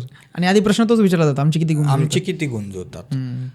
पण बऱ्याच वेळेला असं झालंय, मी 27 गुण 30 गुणांच्या यांना पण सांगितलं की तुम्ही नका करू जाऊ नका. ह्याच्या. हां. त्याच्यानंतर आपण पुढे बोलूच असतो. हा, नक्की कसं काय पाहिलं जातं ते विचारणारच. त्याच्यानंतर तुमचं हे भकूट जे असतं, भकूट एक म्हणजे तो बेसिकली दोघं एकमेकांना किती रिस्पेक्ट करतील ओके, हे त्या भकूटच्या गुणांवरनं कळतं, जे की आजच्या डेटला प्रत्येकजण ह्या रिस्पेक्टसाठी हापापलेला आहे. तर ते. आणि तिसरं असतं नाडी. नाडी बेसिक नाडीला सर्वात जास्त गुण आहेत, 8 गुण. हां, नाडीचं लोकांनी संतती होण्यात काही प्रॉब्लेम वगैरे असं सांगितलेलं आहे. आणि असंही म्हणतात की सारखी नाडी नसली पाहिजे, नसायला पाहिजे असं म्हणतात. पण आता बघा 3च प्रकारच्या नाडी आहेत, आद्य, मध्य आणि अंत्य. ह्या 3 नाडी आहेत. वात, कफ, पित्त हे 3 नाडी हे दाखवतात. अच्छा. तर बेसिकली काय आहे ना की त्या समजा सारख्या नाडीच्या लोकांचं जर का हे झालं, लग्न झालं, त्यानंतर त्यांचं होणारं जे अपत्य आहे, 2 वात प्रकृतीचे लोक जर आले तर त्यांना बऱ्याच वेळेला असं पाहिलेलं आहे की संतती होण्यास विलंब होणं किंवा झालेली म्हणजे जी संतती आहे ती थोडीशी विकलांग असणं, अशा गोष्टी होऊ शकतात. ओके. आजच्या डेटला हे, कारण की हे का पाहिलं जायचं, त्यावेळेला मेडिकल सायन्स तेवढं प्रगत नव्हतं. करेक्ट. मग आता आपल्याकडे उपाय काय आहे, काहीतरी यांची एक संतती बाबा निरोगी व्हावी म्हणून हे पाहिलं जायचं. आज मेडिकल सायन्स एवढं तुम्हाला दुसऱ्या महिन्यात कळतं की बाबा बाळाची वाढ व्यवस्थित नाहीये, त्याच वेळेला डॉक्टर त्याच्यावरती उपाय चालू करतात. बरोबर. तर त्यावेळेला ते कळत नव्हतं, सायन्स तेवढं प्रगत नव्हतं त्यावेळेला. पण सायन्स ह्या दृष्टीने प्रगत होतं. हा, ह्या दृष्टीने प्रगत होतं ते. त्याच्यामुळे आज हे पाहायला पाहिजे का, आज पाहण्याची गरज नाहीये. ऑलरेडी म्हणजे जर आज आपण पाहायला गेलो की 940 935 असा म्हणजे दर चालू आहे, पुरुषांमागे 935 स्त्रिया. तर त्यानुसार जर आपण बघायला गेलं तर ह्याच्यात ऑलरेडी हे कमी आहे, त्याच्यात आद्य मध्य हे करत जर बसलो तर लग्नच नाही जमणार. बरोबर. आज आपल्याला मेडिकल सायन्सची हेल्प घ्यायची आहे त्याच्यासाठी. या गोष्टी होऊ शकतात, पण आपण असं नाही म्हणू शकत की संतती होणारच नाही. असे म्हणजे मी कितीतरी पाहिजे, माझ्याकडे आजपर्यंत एकही उदाहरण नाही आलं की त्यांच्या आद्य नाडीनं आम्हाला संतती नाही झाली. हे उदाहरण एकही नाही आलेलं आहे. हे आलेत की आमच्या म्हणजे डिलेव्हरीच्या दरम्यान काही कॉम्प्लिकेशन्स आले किंवा बाळाचं आम्हाला असं सांगण्यात आलं होतं की बाबा त्याचं वाढ व्यवस्थित नाही आहे किंवा हे आहे, पण आम्हाला डॉक्टरांनी त्याच वेळेला उपाय चालू केले, त्यानंतर चांगलंही झालं, सॉल्व पण झाले. हे आलेले आहेत, पण बाळ झालंच नाही हे अजूनपर्यंत माझ्याकडे केस नाही आलेली. त्याच्यामुळे नाडी दोष माझ्या दृष्टीनं आजच्या डेटला सोडून देण्याचा प्रकार आहे. ओके. आता या व्यतिरिक्त जसं ऑफ कॅमेरा तुम्ही मला विचारलं होतं की 36 पैकी 36 गुण जुळल्यावर लग्न करावं की नाही करावं. कारण मी तसंच ऐकलंय की 36च्या 36 गुण मिळाले तर त्या व्यक्तीने दोघांनी लग्न करूच नाही. मग याच्या पाठीमागे काय? ॲक्च्युली ना पूर्वीच्या काळी किंवा आजही 36 पैकी 36 गुणांशी जुळत नाहीत. म्हणून त्या काळी ते गुण जुळले होते प्रभू श्रीरामांचे. हां, मग एक ट्रेंड आला की यार आपण श्रीरामांशी कम्पेअर नाही करू शकत स्वतःला, म्हणून 36 पैकी 36 गुण नाही जुळायला पाहिजे. अदरवाईज एका व्यक्तीला 100 पैकी 100 गुण जर जुळले, 100 पैकी 100 मार्क जर त्याला परीक्षेत जर पडले तर ती व्यक्ती काय खराब आहे असं म्हणायचं का आपण? ओके. आणि आता तुम्हाला एका शब्दात जर मी जास्त बोलणार नाही, लोकांनी याला बरेचसे अर्थ लावले. 3 आणि 6 उलटे लिहितात, हे आता मी मराठीत इंग्लिशमध्ये 36 म्हणजे एकमेकाकडे पाठ करून राहिले. हे 3 आणि 6 हे उलटे होतात, असे काहीतरी लिंक जोडून दिलेले आहेत लोकांनी. पण प्रभू श्रीरामांचे 36 गुण होते. लोक आज त्यालाही म्हणतात की मग त्यांना वनवास, मग सीतेचा विरह. आपल्याला हे प्रॉब्लेम्स नाहीये. तुम्हाला विरह सहन करण्याची ताकद किती असावी हे जर बघायचं तुम्हाला प्रभू श्रीरामांसोबत कम्पेअर करावं लागेल. मर्यादा आपण ते करू शकतो का? श्रीकृष्णाबद्दल हे सगळं जे आहे ना, म्हणजे त्यांच्याकडे सगळं असून सुद्धा विरक्ती, हे सगळे जे गुण आहेत ते योगिक त्यांच्याकडनं आपल्याला शिकावे लागतील. हे त्याचे प्रतीक येते, क्या बात. विरहाचे प्रतीक येते की बाबा ते दोघं एकमेकांपासून लांब राहिले, पण सीतेमधलं जे पावित्र्य होतं ते थोडंही हे नाही झालं. जगमगलं नाही. तर एखाद्या स्त्रीनं पावित्र्यता काय असायचं ते सीतेशी कम्पेअर करावं लागेल तुम्हाला. विरहमध्ये सुद्धा तुम्हाला 100% कसं प्रेम. राहायचं आहे त्याच्यातही तुमची मर्यादा तुम्ही ओलांडल्या नाहीत, त्याच्यामुळे त्याला मर्यादा पुरुष म्हणतात. पत्नीपासून दूर राहूनही रामाने आपल्या मर्यादा कधीच नाही हे केल्या. म्हणून प्रभू श्रीरामांना असं मानलं जातं की ते मर्यादा पुरुषोत्तम होते. ते ऑलवेज त्यांच्याबद्दल लोकांमध्ये तो आदर आहे. त्याच्यानंतर जो वनवास श्रीरामांना भोगावा लागला, प्रभू श्रीराम त्या वनवासानंतर खूप मोठे झाले, राजा होते, काही गरज नव्हती त्यांना जाण्याची. वनवासात राजा आहे, राजाने का बरं जावं? बरोबर. पण त्यांनी ते आईची आज्ञा, वचन ह्याला जास्त इम्पॉर्टन्स दिला. तर ह्या गोष्टी आपल्याला त्यांच्याकडनं शिकायच्यात. लोक आज सांगून देतात 36 गुण होते म्हणून मग प्रभू श्रीरामांना सीतेपासून वेगळं व्हावं लागलं म्हणून 36 गुण नसावे. इतका छोटा विचार नाही आहे. आपण त्यांच्याबद्दल भाकीत करू नाही शकत, त्यांच्याबद्दल आपण बोलूही नाही शकत. सत्य. त्याच्यामुळे 36 पैकी 36 गुण जर कुणाचे जुळत असतील त्यांनी लग्न करावेत. शक्यतो जुळणार नाहीत, माझ्या ह्याच्यात आजपर्यंत एकही नाही आलेलं आहे. तर पण जुळत असतील तर तो काही म्हणजे दोष मानू नये त्याला. लग्नामध्ये ना प्रेम शब्द खूप महत्त्वाचा आहे. म्हणजे तिथे सगळ्या गोष्टी माफ होऊन जातात जर प्रेम असलं तर.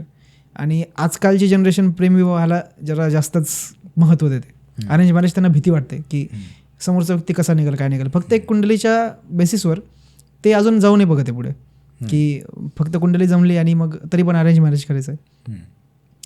पण कुंडलीच्या व्यवस्थित प्रश्न विचारायचा होता तर मला असा प्रश्न विचारावा लागेल की कुंडलीमध्ये प्रेमविवाहाचे योग असं काही समजतं का? हो, नक्की. प्रेमविवाह हे कुंडलीतनं कळतं. पण अगेन 100% असे व्यक्ती प्रेमविवाहच करतील असं नाही आहे. कारण मी पहिल्यापासून सांगतो, एक असतो व्यक्तीचा पुरुषार्थ, त्याच्यावर समाजाची बंधनं, ह्या सगळ्यामुळे ते गोष्टी बदलतात. पण प्रॉमिनंट काही योग असतात कुंडलीमध्ये जे की दाखवतात की या व्यक्तीचं प्रेमविवाह होईल. अच्छा. याच्यासाठी 2 प्लॅनेट असतात. एक असतो शुक्र, दुसरा असतो चंद्र. शुक्र आणि चंद्र. चंद्र हा मनाचा कारक आहे, शुक्र हे अट्रॅक्शन आहे. ज्या वेळेला अशा ग्रहांची युती होते, शुक्र आणि चंद्र हे लोकांचं, मग कुंडलीमध्ये कुठेही असू शकते, शुक्र आणि चंद्र एकाच घरात असतील असे. अच्छा. म्हणजे कुठल्याही या 12 भावामध्ये कुठल्याही एका ठिकाणी हे दोघं सोबत असतील. ओके. तर हा एक प्रेमविवाहाचा एक योग आहे. ओके. दुसरं आहे जसं की शुक्र आणि चंद्र एक दुसऱ्याला दृष्टी करत असतील. जसं मी सांगितलं प्रत्येक ग्रहाची 7वी दृष्टी आहे. तर समजा की म्हणजे थोडक्यात दृष्टी आणि एकाच घरात भाव असणं म्हणजे ते सारखंच रिझल्ट देतात, सारखे रिझल्ट देतात असं आपण म्हणू शकतो.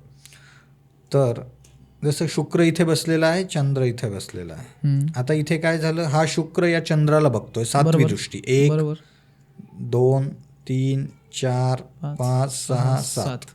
आणि हा चंद्र या शुक्राला बघतोय, 1 2 3 4 5 6 7. म्हणजे शुक्र आणि चंद्र दोघं एकमेकांना बघतात. तर तिथं ते अट्रॅक्शन आहे.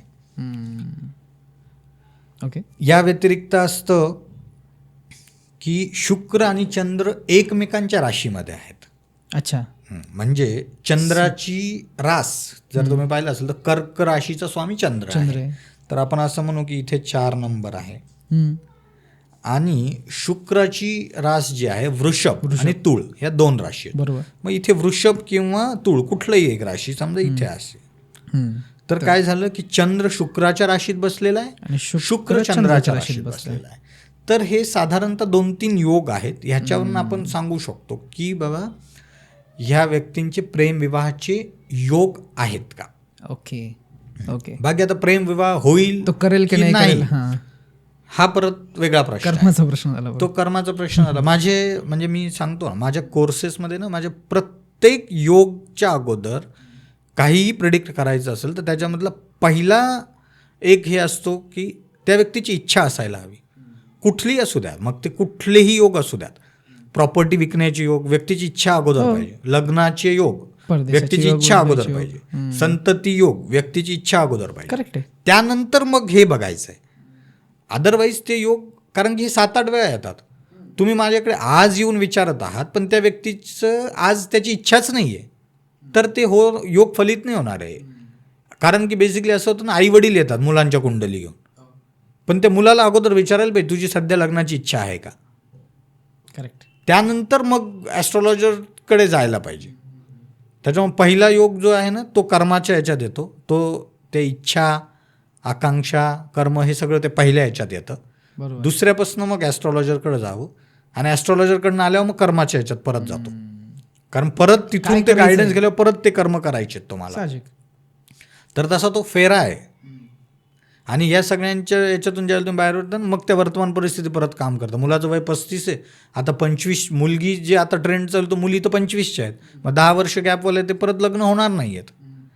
त्याच्यामुळे ना राईट टाईमला कर्म कधी करायचे ना, ह्याच्यासाठी ॲस्ट्रॉलॉजरकडे जायला पाहिजे.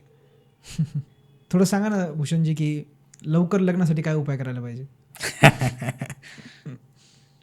तर लवकर लग्नासाठी आहे ना, जसं आता मी सांगितलं होतं की सप्तम स्थानचा स्वामी तो कुंडलीमध्ये त्याची अंतर्दशा असेल ना, बेसिकली लग्न जुळतात कधी ना हे आपल्याला समजून घ्या. मी जसं सांगितलं ना, दशा, लग्नस्थानचा स्वामी, सप्तम स्थानचा स्वामी, पंचम स्थानचा स्वामी, नवम स्थानचा स्वामी यांची दशा चालू असेल, त्या व्यतिरिक्त शुक्रची दशा चालू असेल, राहुकेतूची दशा चालू असेल, हे एवढ्या दशा ज्यावेळेला चालू असतात ना, त्यावेळेला लग्नाचे योग बनतात. त्याच्यामुळे मी सांगितलं की लग्नाचे योग 7-8 वेळा येतात. यापैकी कोणाची तरी दशा चालू असते. त्या व्यतिरिक्त गोचरच्या काही ग्रहांनी म्हणजे शनी, मंगळ आणि गुरु यांनी त्या सप्तम स्थान, लग्नस्थान, त्या स्थानांना ज्यावेळेला ते प्रभावित करतात, किंवा शुक्र, त्यावेळेला लग्नाचे योग असतात. आता पटकन लग्न म्हणजे योग पण आहेत असं बऱ्याच वेळेस होतं. योग आहेत, व्यक्ती कर्म पण करत आहे, ते बघत पण आहेत, पण तरी पण जमत नाही. ते कॉम्प्रोमाइजसाठी पण तयार आहेत, तरी पण नाही तयार आहेत, सगळ्यांनी तयार आहेत. त्यावेळेला लोकांनी काय करायला पाहिजे ना, शुक्र जो कारक आहे त्याला स्ट्रॉंग करायला पाहिजे. कसं? त्याला स्ट्रॉंग करण्यासाठी आहे ना, आपण शुक्राचे जे कारकत्व आहे, लाईक गुलाबाची फुलं, गार्डनिंग, अत्तर, परफ्यूम, आपण काय करायला पाहिजे ना, आपल्या हाताचा आहे ना हा शुक्र पर्वत आहे. ओके. हा उजव्या डाव्या हाताचा शुक्र पर्वत, ह्या अंगठ्याच्या खाली हा शुक्र पर्वत म्हणतात त्याला पामिस्ट्रीमध्ये. याच्यावरती अत्तर घेऊन रब करायला पाहिजे, दररोज करायचं आहे. त्याने काय होणार, शुक्र तुमचा ॲक्टिवेट होणार आहे. बेसिकली हा शुक्र पर्वत ॲक्टिवेट होणार आहे. शुक्र ॲक्टिवेट झाला की तुम्हाला थोडीशी पॉझिटिव्ह वाईब्स मिळायला चालू होतात रिगार्डिंग विवाह. गार्डनिंगमध्ये आपण वेळ घालायला पाहिजे, झाडांची मशागत आपण करायला पाहिजे, फुलांचं डेकोरेशन करायला पाहिजे. तुम्ही जिथे जास्त वेळ स्पेंड करता तिथे फुलांसोबत वेळ आपण घालायला पाहिजे, सुवासिक फुलांसोबत. हे काही उपाय आहेत. जर तुमचं शुक्रचीच अंतर्दशा चालू असेल तर वेल अँड गुड. तो शुक्र जर कुंडलीत चांगला असेल तर डायमंड आपण घालायला पाहिजे, या अंगठ्यात घालायला पाहिजे, कारण शुक्र पर्वत याच्या खाली आहे. बरोबर. बेसिकली आपण बघत नाही कोणी अंगठ्यात घालताना. आता काही लोक बघतोय मी, पण इथे तो सर्वात चांगले रिझल्ट देणार. तर डायमंड घालू शकतो, किंवा असं आपण म्हणू की सप्तम स्थानचा कुठला दुसराही ग्रह आहे त्याची अंतर्दशा चालू आहे आणि तो कुंडलीत चांगला असेल तर त्याचा स्टोन घालायचा त्या पिरियडमध्ये, तर तो रिझल्टला ॲक्सेलरेट करतो. ओके. आणि त्याच्यासोबत कोणतं धातू पाहिजे असं काय? नाही, मग ते प्रत्येक स्टोनसाठी ठरलेलं आहे की धातू कुठला कशामध्ये घालायला पाहिजे, ते ठरलेलं आहे. तो एक वेगळा टॉपिक आहे परत. पण कोणता स्टोन घालायला पाहिजे आणि कोणत्या पिरियडमध्ये घालायला पाहिजे, ज्या ग्रहाची अंतर्दशा चालू आहे आणि तो ग्रह कुंडलीमध्ये चांगल्या अवस्थेत पाहिजे. तो खराब अवस्थेत असेल तर तुम्हाला रिझल्ट खराब मिळणार आहेत. ॲक्सेलरेट करतो बेसिकली. मग तो चांगल्यालाही ॲक्सेलरेट करेल, वाईटला पण ॲक्सेलरेट करेल. त्यानंतर तुमच्या शुक्राचा मंत्र आपण म्हणायला पाहिजे. तो आपण डिस्क्रिप्शनमध्ये टाकूयात, स्क्रीनवर हे करूयात. किंवा सप्तम स्थानच्या स्वामी जोही स्वामी बसलेला असेल त्याचा मंत्र त्या पिरियडमध्ये आपण म्हणायला पाहिजे. ज्या ग्रहाची अंतर्दशा चालू आहे त्याचा मंत्र म्हणायला पाहिजे. त्या मंत्रांची संख्या पण ठरलेली आहे, तेवढ्या प्रमाणात ते आपण करायला पाहिजे, जेणेकरून लग्न जमण्याची जी पद्धत, जी प्रोसेस, ती ॲक्सलरेट होणार आहे.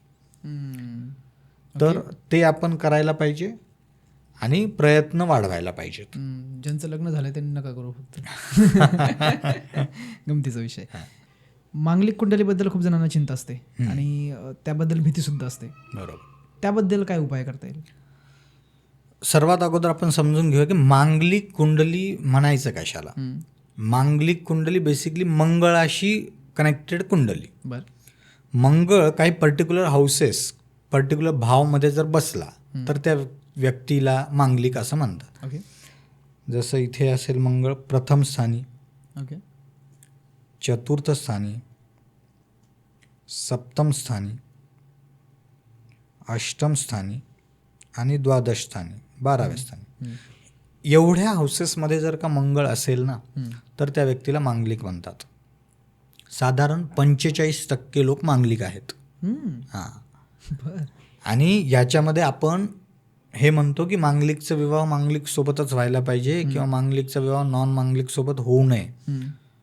मांगलिकचा विवाह नॉन मांगलिक सोबत 100% होऊ शकतो.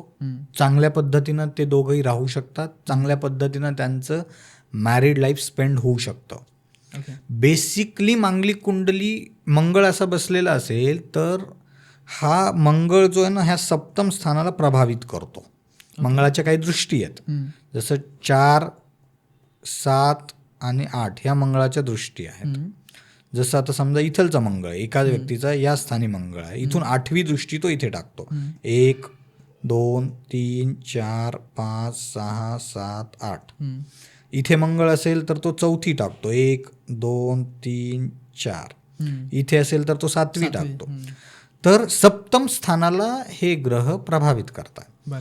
आता इथे हा जो इथलचा मंगळ आहे ना, इथपासून हे स्थान 12वं येतं आणि हे आयुष्याचं स्थान आहे. ओके. म्हणून मग असं म्हणतात की बाबा त्या दोघांपैकी एकाचा मृत्यू वगैरे असं होतं. Yes yes. हां. पण ह्या सर्व म्हणजे थोतांड आहे. मंगळ बेसिकली अग्रेशनचा कारक आहे. तर अशा व्यक्तीमध्ये राग अधिक असतो. जो पण मांगलिक व्यक्ती असेल त्याच्यामध्ये राग अधिक असतो. आणि सप्तम स्थानाला जर प्रभावित करत असेल तर अशा व्यक्तीचं काय होतं की तो आपल्या लाईफ पार्टनरवरती, पर्टिक्युलरली लाईफ पार्टनरवरती त्याचा राग अधिक जातो. अच्छा. ओके. म्हणून मग असं म्हणतात की मांगलिकचा विवाह नॉन मांगलिकशी टाळायला पाहिजे. त्याचं बाकी कुठल्याच गोष्टीशी लिंक नाही आहे, स्वभावाशी फक्त स्वभाव आणि अग्रेशनशी त्याचं लिंक आहे. ओके. पण मग आता प्रश्न येतो की मांगलिकचा विवाह नॉन मांगलिकशी कसा करावा. तर एक नॉन मांगलिक जर कुंडली असेल त्या व्यक्तीचं आपण गुरु, शुक्र, सप्तम स्थान ह्या 3 गोष्टी पाहायच्यात. सप्तम स्थान चांगलं असेल तर 100% तुमचं वैवाहिक जीवन चांगलंच असणार आहे. गुरु चांगला असेल तर गुरुमध्ये काय ना पेशन्स आहेत, आपले टीचर्स, संयम आहे, त्याच्यामुळे विश्वास आहे.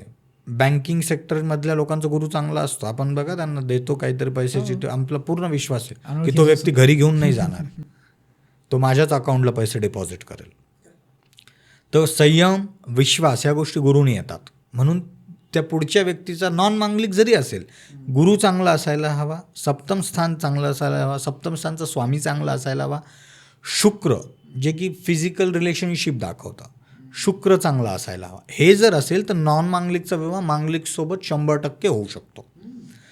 काहीच अडचण येत नाही. उलट त्यांचा बॉन्ड आणखी चांगला होतो, कारण की हा क्षणिक राग असतो. मंगळ हा जो हा क्षणिक आहे, ह्यांचा राग मग क्षणिक असतो. तेवढ्या वेळानंतर तो परत राग निघून जातो. आणि माझ्या वाईफनं किंवा माझ्या हजबंडनं त्या पिरियडमध्ये रिॲक्शन नाही दिली, त्या पेशन्स ठेवले, आणि मग या व्यक्तीलाच स्वतःला रिअलाईज होतं की मी खूप जास्त रिॲक्ट केलं, आणि तिथून तो बॉन्ड आणखी जास्त घट्ट होतो.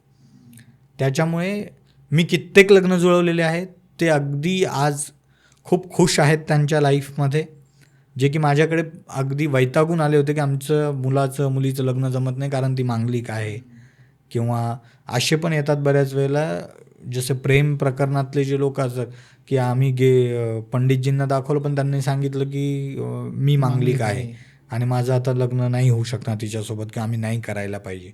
मग त्यांना ज्यावेळेला मी हे सांगतो मग तुमच्यात राग अधिक आहे का, हे अधिक आहे का, मग ते हां बरोबर आहे, त्यांना कळतं ते. आणि मग त्यांना मी हाच सल्ला देतो की तुम्हाला जास्त रिॲक्ट व्हायचं नाही. पुढच्यालाही सल्ला देतो, हे जास्त रिॲक्ट होत जरी असतील तरी तुम्हाला त्या पिरियडमध्ये रिॲक्ट नाही व्हायचे. 1-2 तासांतर त्यांना स्वतःला रिअलाईज होईल. आणि मग कारण हाच मार्ग आपल्याला ॲस्ट्रॉलॉजरने द्यायचा आहे. उपाय हाच आहे. बाकी जे उपाय आहेत, तुळशीशी लग्न करा वगैरे, बकऱ्याशी झाडाशी लग्न करतात आणि मग त्याला कापून किंवा तोडून टाकतात. हो, अगदी मोठमोठे सेलिब्रिटी पण करतात. ऐश्वर्या रायने आणि अभिषेक बच्चनचं काहीतरी लग्न, अभिषेक बच्चनचं केलं का ऐश्वर्याचं केलं होतं म्हणतात अगोदर, तुळशी सोबत कुणाचं तरी केलं होतं. पण हे उपाय आहेत का बरोबर? नाही, हे उपाय काय आहे ना, अगोदर आता सपोज माझ्याकडे आलात, मला जर पुढच्यानी अशी इच्छा दाखवली तर मी त्यांना सांगेल हो ठीक आहे तुम्ही करा, कारण त्याच्याने त्यांचा माइंडसेट चेंज होणार की मी उपाय पण केले आहे. करेक्ट. पण खरा उपाय जो आहे तो मी जो सांगितला त्यांना डे टू डे लाईफमध्ये काय करायचं आहे तो खरा उपाय आहे. जर का मी त्यांना फक्त सांगितलं की तुम्ही जसे आहात तसंच राहा, फक्त तुळशीशी लग्न करा, त्यांचं तसं होणार नाहीये. जे भांडणं होणार मग ते भांडणं होतच राहणार आहे, तो येणारच. पण एक बॅक ऑफ द माइंड त्यांना की मी उपाय पण केला आहे, त्याने त्या व्यक्तीची मेंटल जी परिस्थिती ती थोडीशी शिफ्ट होते. तो नाही आम्ही उपाय केले आता आमचं व्यवस्थित. आणि आपल्याला काय करायचं हे जर तुम्हीच इतक्या क्लिअर पद्धतीने सांगितलं की तुला राग ठेवायचा नाहीये किंवा तू पेशन्स घे तेवढ्या वेळापुरतं, म्हणजे मला तुमचं हेच सोल्युशन तर आवडतं. ओके.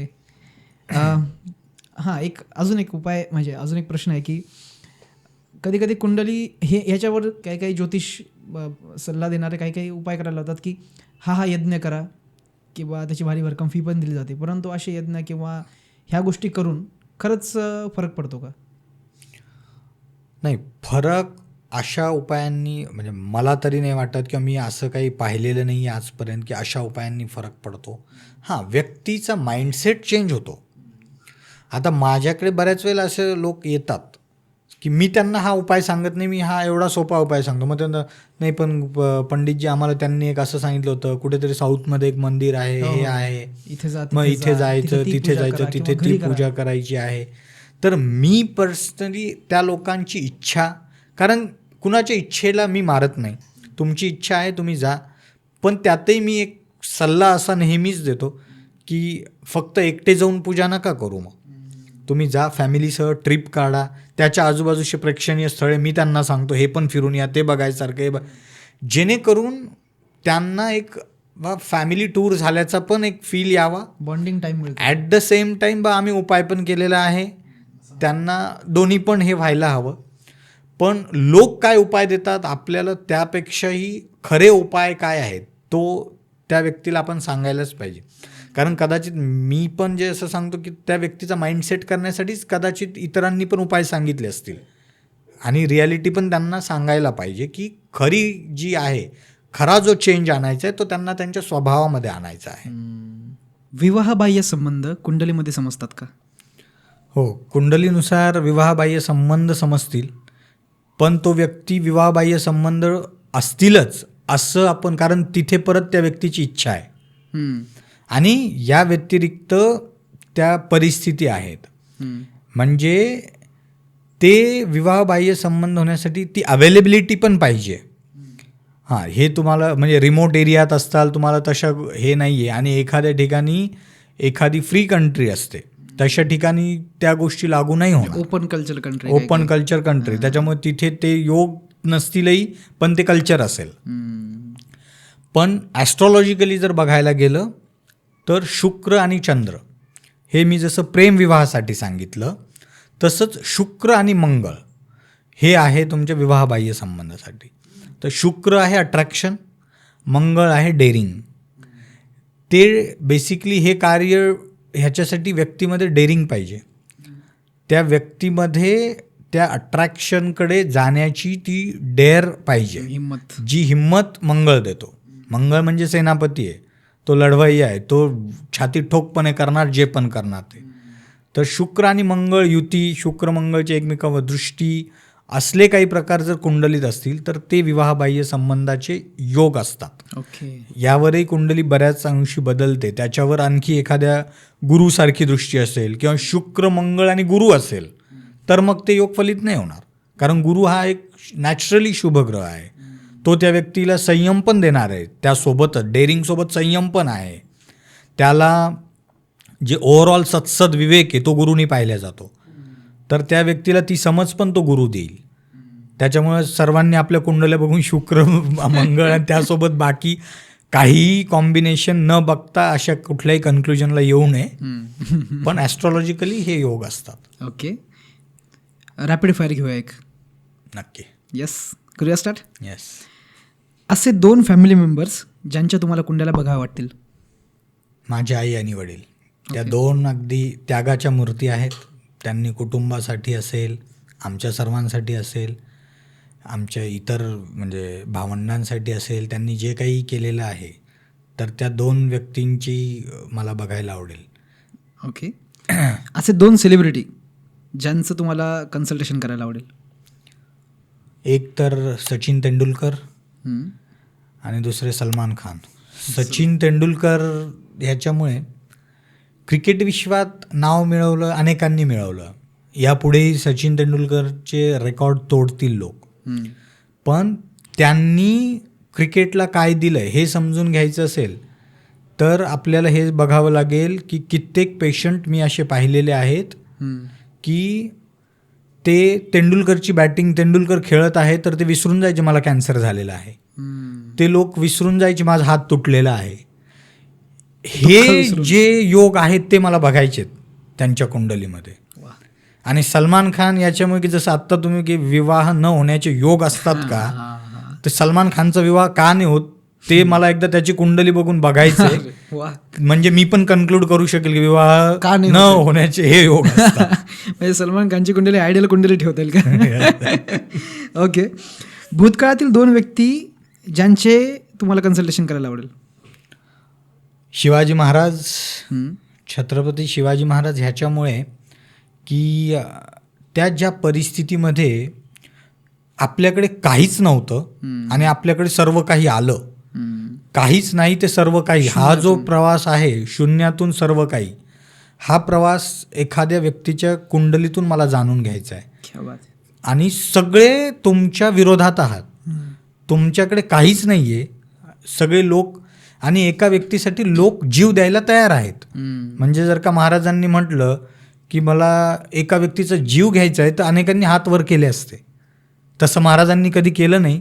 पण ऑब्व्हियसली कित्येक हजारोनी लोक त्यांचे मावळे तयार होते त्याच्यासाठी. हां, त्याच्यामुळे मला ही शिवाजी महाराजांची एक कुंडली. आणि दुसरं आहे कर्ण. की त्या व्यक्तीला सुद्धा म्हणजे आयुष्यात शेवटपर्यंत न्याय मिळालाच नाही. असं म्हटलं जातं की आपल्याला मानव जन्म हा न्याय मिळण्यासाठी दिलेला असतो. म्हणजे तुम्हाला एवढ्या दिवसांतर जो मानव जन्म मिळतो तो न्यायासाठी मिळाला असतो. पण कर्णाला असं मला वाटतं की त्या व्यक्तीला न्याय नाही मिळाला. माझ्या मते कर्णाला जर न्याय कोणी दिलेला असेल तर शिवाजी सावंतांच्या मृत्युंजय कादंबरीने दिलेला आहे. ओके.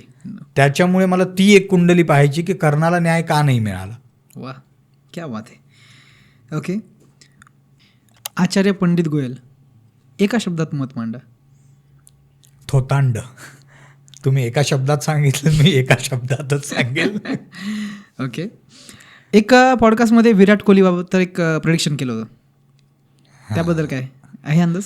येस, विराट कोहलीसाठी मी सांगितलं होतं की 2025 हे वर्ष खूप चांगलं असेल. आणि तुम्ही पाहिलं असेल विराट कोहलीनं माझ्या मते IPLमध्ये 750पेक्षा जास्त रन्स, त्यानंतर IPL ट्रॉफी बँगलोरला पहिल्यांदा, जेव्हापासून IPL चालू झालं पहिल्यांदा RCBला ट्रॉफी मिळाली. आणि त्याच्यामुळे विराट कोहलीसाठीचं जे 2025चं जे हे होतं ते भाकीत, कारण की ते वर्ष मंगळाचं होतं आणि स्पोर्ट्स पर्सनसाठी ते वर्ष चांगलंच जाणार होतं. ओके. भारतासाठी तर होतच होतं.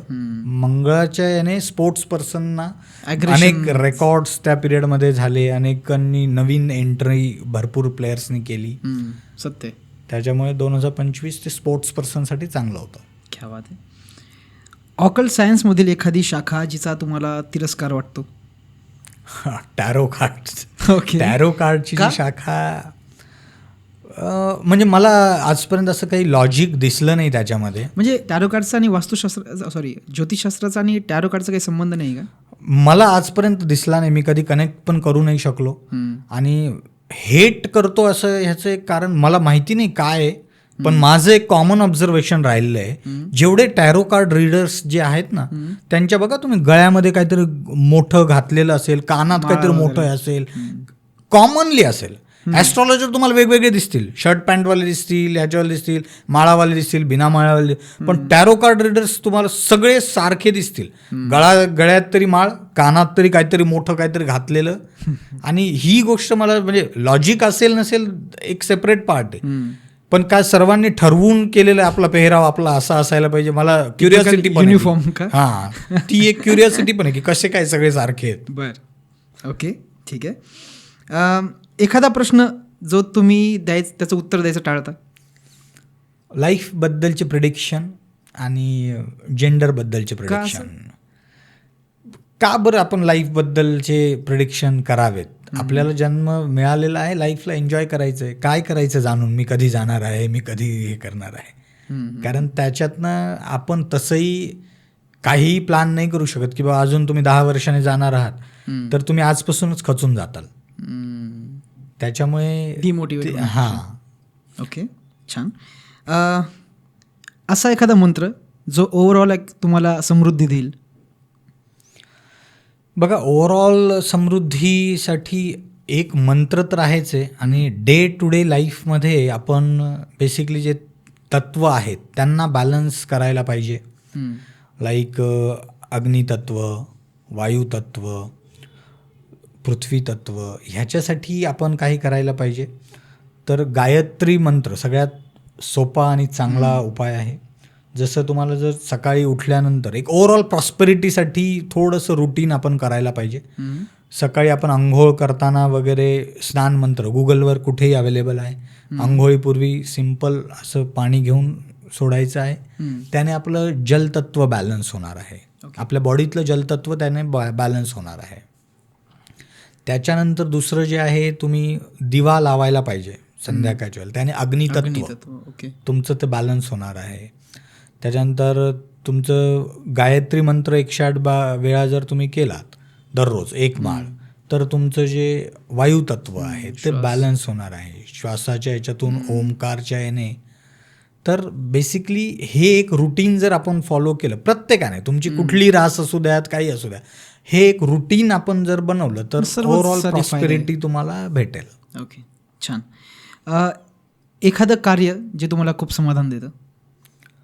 कार्य समाधान म्हणजे असं ज्या वेळेला मी करतो, लोकांना सायंटिफिक वेनं ॲस्ट्रॉलॉजी समजवतो, सायंटिफिक वेनं मी लोकांना शिकवतो, त्यावेळेला त्यातून मिळणारं समाधान आणि लोकांच्या चेहऱ्यावरचे एक्सप्रेशन्स बघून जे समाधान मिळतं त्याची तोड कुठेच नाही आहे. नाही, कारण ह्याच कारणासाठी आम्ही तुम्हाला बोलवतो. ओके, एखादा सल्ला आपल्या सामान्य लोकांसाठी तुमचा काय असेल? तर आता ॲस्ट्रॉलॉजीच्या कॉन्टेक्स्टमध्ये जर सांगायचं झालं तर लोकांनी आहे ना आपल्या वाईट काळात ॲस्ट्रॉलॉजरकडे जाऊ नये. कारण की त्यावेळेला तुम्ही ऑलरेडी डिस्टर्ब असतात आणि त्यावेळेला केलेले उपाय, त्यावेळेला घातलेले रत्न तुम्हाला तेवढेशे फळ देत नाहीत. कारण मी तुम्हाला सांगितलं, रत्न हे ॲक्सलरेट करतात. तुमची कुठली तरी खराब अंतर्दशा आली आहे म्हणून तुमच्यावरती वेळ आली आहे, तर तुम्ही ज्यावेळेला चांगल्या अवस्थेत असतात त्यावेळेला ॲस्ट्रॉलॉजरकडे जा, ताकी तुम्हाला तुमचं फ्युचर अगोदर माहिती पाहिजे. पुढचा काळ माझ्यासाठी कसा आहे त्यानुसार ॲस्ट्रॉलॉजरकडनं सल्ला घ्या. पॅनिक अवस्थेमध्ये जाऊन काहीच होणार नाही.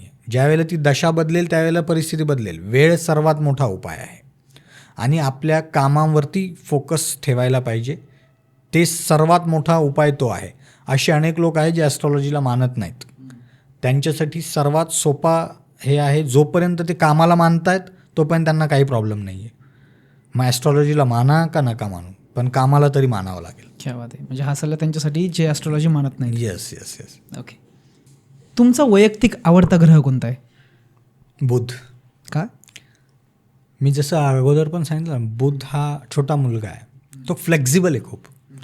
आजच्या जगामध्ये तुम्ही जितके रिजिड होताल ना तितकं तुमच्यासाठी अवघड आहे. फ्लेक्झिबल काय आहे की त्या लहान बाळाला बाबाने येऊन मारलं, त्याच्यानंतर बाबाने परत एक चॉकलेट दिलं की तो परत नॉर्मल होतो. ही फ्लेक्झिबिलिटी आजच्या जगामध्ये जगण्यासाठी आवश्यक आहे आणि ती बुद्धने येते. त्याच्यामुळे माझा आवडता ग्रह बुध आहे. क्या बात आहे. अशी कोणती देवता असं वाटतं तुम्हाला की लोकांनी त्या देवतेची सर्वांनी उपासना करायला पाहिजे? हा प्रश्न थोडासा हे होईल, पण मी असे म्हणेल प्रत्येकाचा एक आपला आवडता देव असू शकतो. इष्टदेव म्हणतो.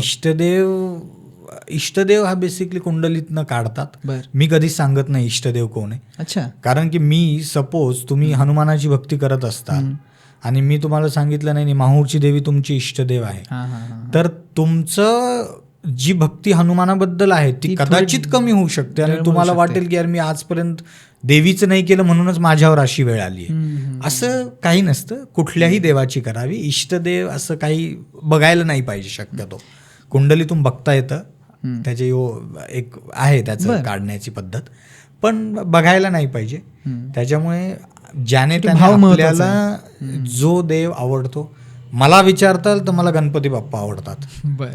हां, आम्हाला असं वाटतं मला की तो पण म्हणजे मी जसं फ्लेक्झिबिलिटी ती गणपती बाप्पामध्ये आहे. गणपती बाप्पाच्या समोर लोक पत्ते खेळतात, गणपती बाप्पाला ते चालतं, लोक डान्स करतात.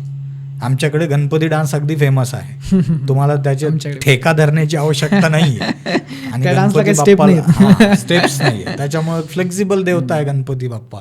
ओके, आम्हाला ती आवडते. ओके. 2026 येत आहे, हे वर्ष कसं असणार आहे? बघा 2026 वरती आहे ना, जे अधिपत्य असणार आहे ते सूर्याचं असणार आहे. सूर्य राजा आहे. 2025 मंगळाचं वर्ष होतं. छोटे मोठे वॉर्स हे सर्व झालं 2025मध्ये. आता 2026 हे राजाचं वर्ष आहे. राजा आता रूल्स रेग्युलेशन तो स्थापित करणार. आता मंगळाने काय करायचं होतं ते करून झालं. ऑपरेशन सिंदूर झालं. 2026ला राजा डिसाईड करेल नाही यार ये रणनीती नाही चलेगी, इससे बडा कुछ चाहिए. त्याच्यामुळे 2026 थोडंसं वॉर आणि या परिस्थिती थोड्याशा आणखी तयार होतील.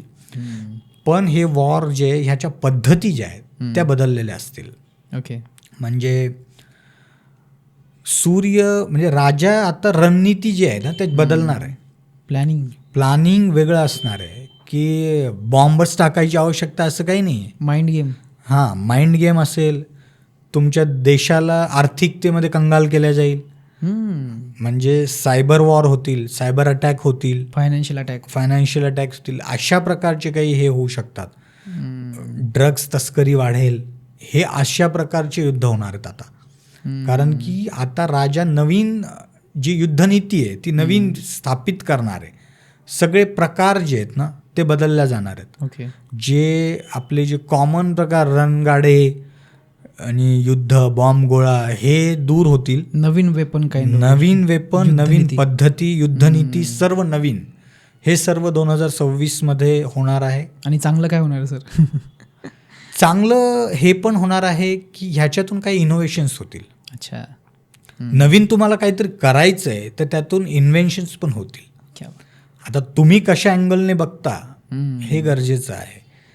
राजा हे जे करतो ह्यातला पॉझिटिव्ह अँगल हा सुद्धा आहे की तो आपल्या देशाला सिक्युअर करण्यासाठी करणार आहे.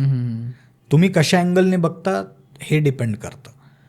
पण हे प्रत्येक ठिकाणी होणार आहे.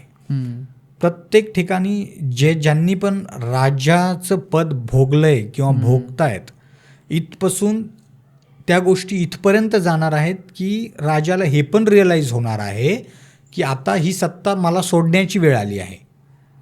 अशा पण काही गोष्टी होतील.